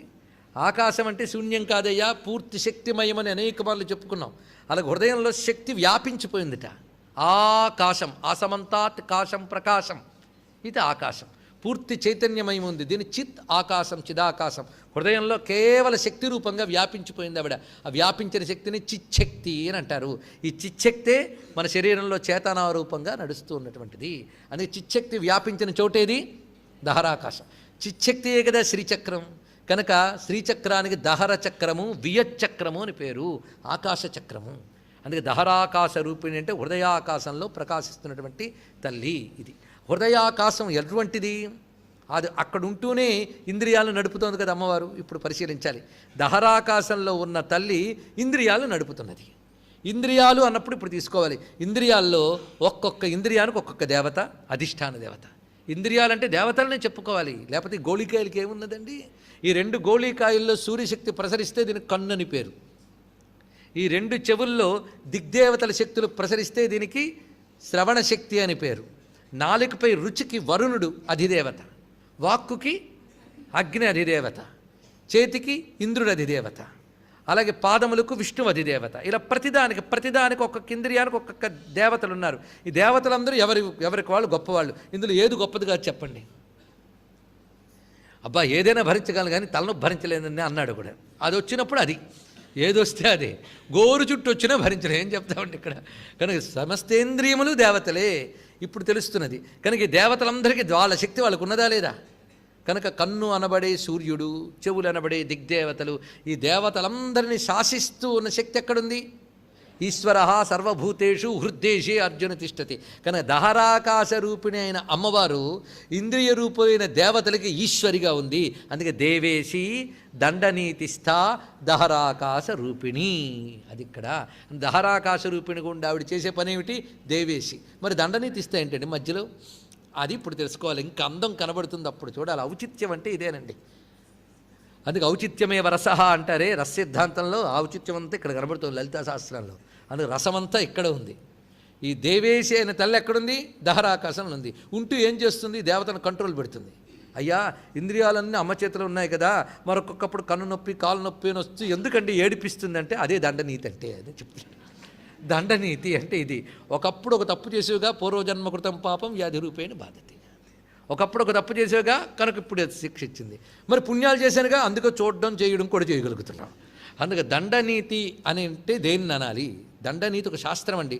మనం పోగొట్టుకున్న అనేక శాస్త్రాల్లో ఇదొకటి. ఇక్కడ రోజు కొంచెం ఆనందకరమైన అంశం ఏంటంటే యువతరం చాలా సంఖ్యలో వస్తున్నారు. వాళ్ళు తెలుసుకోవాల్సింది ఇక్కడ కొన్ని ఉన్నాయి. అసలు నిజంగా వేదాంతార్థములు చెప్తున్నప్పుడు ఆవలింతలు లేకుండా కళ్ళు మూసుకోకుండా వింటున్న వాళ్ళు వాళ్ళే. ఎందుకంటే ఇంకా బుద్ధులేం పాడు కాలేదు, స్వచ్ఛంగా ఉన్నాయి కనుక. వాళ్ళు గ్రహించాలి ఏంటంటే ఎన్నో విద్యలు మనకున్నాయి భారతదేశంలో, ప్రాచీన విద్యలు. స్వామి వివేకానంద చెప్తాడు. సాధారణంగా చాలామంది ఏంటంటారంటే వెనక చూపు చూడొద్దు ముందు చూపు వెళ్ళమని చెప్తారు. కానీ నా దేశంలో ఉన్న అందరికీ నేనేం చెప్తున్నానంటే వీలైనంత వెనక్కి చూడండి అని చెప్తున్నాను అన్నాడు. వీలైనంత వెనక్కి వెళ్ళండి, ఇంకా వెనక్కి వెళ్ళండి. ఎందుకు చెప్తున్నానంటే ప్రపంచ దేశాలని వాటి నాగరికతలన్నీ చూసి చదివి తెలుసుకుని వచ్చిన మాట చెప్తున్నాను. వెనక్కి వెళుతున్న కొద్దీ ఇంత గొప్ప దేశం, ఇంత గొప్ప విజ్ఞానం ప్రపంచంలో ఏ నాగరికతకి లేదు, ఏ దేశానికి లేదు. ఏమైంది ఆ విజ్ఞానం? అది తిరిగి తెలుసుకున్నప్పుడే భారతదేశం ప్రపంచాల్లో అగ్రగామి కాగలదు అని 1893లో స్వాతంత్రం రాకముందు చెప్పాడు మహానుభావుడు. ఏది స్వాతంత్రం వచ్చింది, మనదైన ఆ విద్యలన్నిటికీ కలిపి మతం అని పేరు పెట్టి పక్కకు పెట్టాం. చదువుదామని పుస్తకం తీస్తే సెక్యులరిజం పేరుతో చదవకుండా చేస్తున్నాం. ఇది దౌర్భాగ్యం. మొత్తం భారతదేశ విజ్ఞానానికి అంతటికీ మతం పేరు పెట్టి పక్కకు తోసేసాం. అది దౌర్భాగ్యం. ఏదైనా చదువుదామని ఒక్క శాఖని విశ్వవిద్యాలయంలో పెడితే గోల పెట్టి చేయడానికి పరిశీలించకుండానే కుహనా మేధావులు తయారైపోతారు. ఇటువంటి పరిస్థితిలో మనం ఉన్నాం. ఎన్ని విద్యలు, ఎంత అద్భుతమైన జ్ఞానం మనకున్నది. ఇంత ఆర్తితో ఎందుకు చెప్తున్నామంటే రాజనీతి శాస్త్రం అని ఒక అద్భుతమైన శాస్త్రం ఉంది. అన్వీక్షకి త్రయీ వార్తా దండనీతిస్త్వమేవచ. రాజనీతి శాస్త్రంలో ఇంత విశేషం. కనీసం ఎంత రాజనీతి శాస్త్రం మనం కోల్పోయేమో తెలియదు. రాజనీతి శాస్త్రంలో కొన్ని భాగాలు భారతంలో చెప్తారండి. అది తలుచుకుంటేనే అబ్బా ఎంత బాగుందో. ఆ కాన్స్టిట్యూషన్ తయారు చేసినప్పుడు ఆ భారతం దగ్గర పెట్టుకుని ఉంటే ఈ భారతదేశం ఇంకెంత బాగుండేదో అనిపిస్తుంది. ఇప్పటికీ కూడా ఇంత అవినీతి పరులైన వాళ్ళు ఒక అవినీతి పరుడికి పుట్టినరోజు వస్తే ఊరంతా కూడా ఉత్సవాలు చేస్తూ సిగ్గుతో తిరగాల్సిన పరిస్థితి కల్పించారు. దౌర్భాగ్య పరిస్థితులు మనకు వచ్చేవి కావు. అసలు అవినీతిపరుడు ఎంత ధైర్యంగా తిరగలుగుతున్నాడంటే నేను అవినీతిపరుడినైనా నన్ను ఎంచుకునేటువంటి పాపాత్ములైన ప్రజలు వీరు అని ధైర్యం వాడికి. ఎందుకంటే పాలకుడు అవినీతిపరుడైతే భయపడతాం, ప్రజలను అవినీతిపరులను చేశారు, వీళ్ళకి అవినీతిపరుడే కావాలి. ఎప్పుడు బాగుపడుతుందండి దేశం? ఆనాడు స్వామి వివేకానంద చెప్పిన ఆర్తి గుర్తొస్తుంది ఇప్పుడు. ఎన్నడైతే మన పూర్వీకుల ఔన్నత్యాన్ని, హిందుత్వం అనే దాన్ని తెలుసుకుంటుందో భారతదేశం, అప్పుడు మళ్ళీ భారతదేశం బాగుపడుతుందని చెప్పిన స్వామి వివేకానంద యొక్క విజన్కి మనకి నమస్కారం చేసుకుంది. ఈ మాట చెప్పడం ఎందుకంటే దండనీతి వచ్చింది కనుక. ఎందుకంటే అన్వీక్షకి త్రయీ వార్త అంటే చెప్తున్నాడు. ముందు ఒక విజ్ఞానాన్ని తెలియజేయడం అన్వీక్షకి, ప్రతిదాన్ని గమనించి తెలుసుకోగలిగిన జ్ఞానము అన్వీక్షకి. అంతేకాదు ధర్మమేదో అధర్మమేదో తెలియజేసే విద్య త్రయి. ఏది ప్రయోజనకారి ఏది అనర్థకారో చెప్పే విద్య వార్త. చూడండి ఇక్కడ. ఇక దండనీతి అంటే నయానయ బోధక విద్య అని చెప్పారు. నయ అనయ విద్య బోధక విద్య. నయానయ గతాల్లోకాన వికల్పేన యోజనాత్ దండనాద్ దమనాద్వాపి దండనీతిరితి స్మృత అని దేవీ పురాణంలోని వాక్యం. చూడండి ఇక్కడ. అంటే ఏ మార్గంలో వెళితే మంచో ఏ మార్గంలో వెళితే చెడో చూపిస్తూ మంచి మార్గంలో వెళ్ళిన వాళ్ళని ఎలా రక్షించాలి, చెడు మార్గంలో వెళ్ళే వాళ్ళని ఎలా శిక్షించాలో చెప్పే శాస్త్రం పేరు దండనీతి. ఇది తెలుసుకోవాల్సింది. ఆ దండనీతి శాస్త్రం అమ్మవారి రూపము. ఈవిడ దండనీతిగా ఉంది ఈ లోకమంతా. ఎందుకంటే దేవ ఈశి కదా, దేవతలకు నియామకురాలుగా ఉన్న తల్లి ఈ లోకం మొత్తం కూడా ధర్మంలో ఉండాలి. ధర్మం దెబ్బతింటే కొడుతుంది ఆవిడ. ఆవిడ చేతిలో దండం ఉన్నది. రాజదండం అంటారు కదా, ఆ రాజదండం ఆవిడ చేతిలో ఉందండి. రాజరాజేశ్వరి చేతిలో ఉంది. అది చేతిలో పట్టుకున్న ఆ దండాన్ని ఎవడ అధర్మ మార్గంలో ఉన్నాడో వాడిని శిక్షిస్తుంది, ధర్మ మార్గంలో ఉన్న వారిని రక్షిస్తుంది. అది ఆవిడ పెట్టిన శాసనం. ఇది దాటడానికి దేవతలకు కూడా వల్ల కాదు. అందుకే దేవేసి దండనీతిస్తి. ఈ దండనీతిస్థ అనే మాట భీషాస్మాద్వాత పవతే భీషోదేతి సూర్య భీషాస్మాదగ్నిశ్చేంద్రశ్చ మృత్యుర్ధావతి పంచమః అని ఉపనిషత్తు చెప్పినటువంటి మహామంత్రం ఇది. ఏ దేవి యొక్క శాసన భయం చేత ఇంద్రుడు, యముడు, వరుణుడు, అగ్ని, వాయువు, సూర్యుడు, చంద్రుడు పనిచేస్తుంటారో, ఏ దేవి శాసన భయం చేత మృత్యువు కూడా భయపడి పరిగెడుతుందో ఆ దేవి దేవేశి దండనీతిస్థ. ఇది తెలుసుకోవాల్సింది. ఆ దండనీతితో దేవేశియే లోకములు నడుపుతున్న తల్లి ఎక్కడుంది? దహరాకాశరూపుడు. ఎంత గొప్పగా చెప్పారండి. ఇంత జగములేలే రాజరాజేశ్వరి ఎక్కడుందయ్యా అంటే, అదిగో నీ దగ్గర హృదయంలో ఉందయ్యా. ఉండేం చేస్తుంది? నీ ఇంద్రియములని దేవతల్ని నడుపుతూ, నువ్వు చేసిన ధర్మమునకు ఫలితముగా అనుగ్రహిస్తూ, అధర్మమునకు ఫలితంగా శిక్షిస్తూ, దండనీతిని పాటిస్తూ నీ హృదయంలో ఉన్న తల్లిని చూడు. అది ఇక్కడ ఈ మొత్తం వాక్యంలో ఉన్న అందం ఇది. అందుకే దేవేశి దండనీతిస్థ దహరాకాశ రూపిణి అనే తల్లికి నమస్కారం చేసుకుని తిరిగి రేపటి రోజున సాయంత్రం ఇక్కడ సమావేశం మిగిలిన నామాలు తెలుసుకుందాం. ఇవాళ పొద్దున్న ప్రారంభమైనటువంటి శ్రీదేవి నవావరణ కీర్తనల యొక్క వ్యాఖ్యానం యొక్క కొనసాగింపు రేపటి రోజున గాయత్రి మహిళా సంగీత సన్మండలి వారి యొక్క ఆధ్వర్యంలో లక్ష్మీపురం మెయిన్ రోడ్డు గుంటూరులో త్యాగరాజస్వామి కళావేదిక వద్ద ఉదయం 10 గంటలకల్లా అక్కడ ప్రారంభమవుతుంది. ముత్తుస్వామి దీక్షితుల నవావరణ కృతులపై వ్యాఖ్యానాత్మక ప్రవచనం. ఓపికన్న వాళ్ళు అక్కడ కలుసుకోవచ్చు, లేని వాళ్ళు ఉన్నవాళ్ళు సాయంత్రం ఇక్కడ కలుసుకోవచ్చు. సర్వం శ్రీ లలితాచరణ అరవిందార్పణమస్తు. స్వస్తి.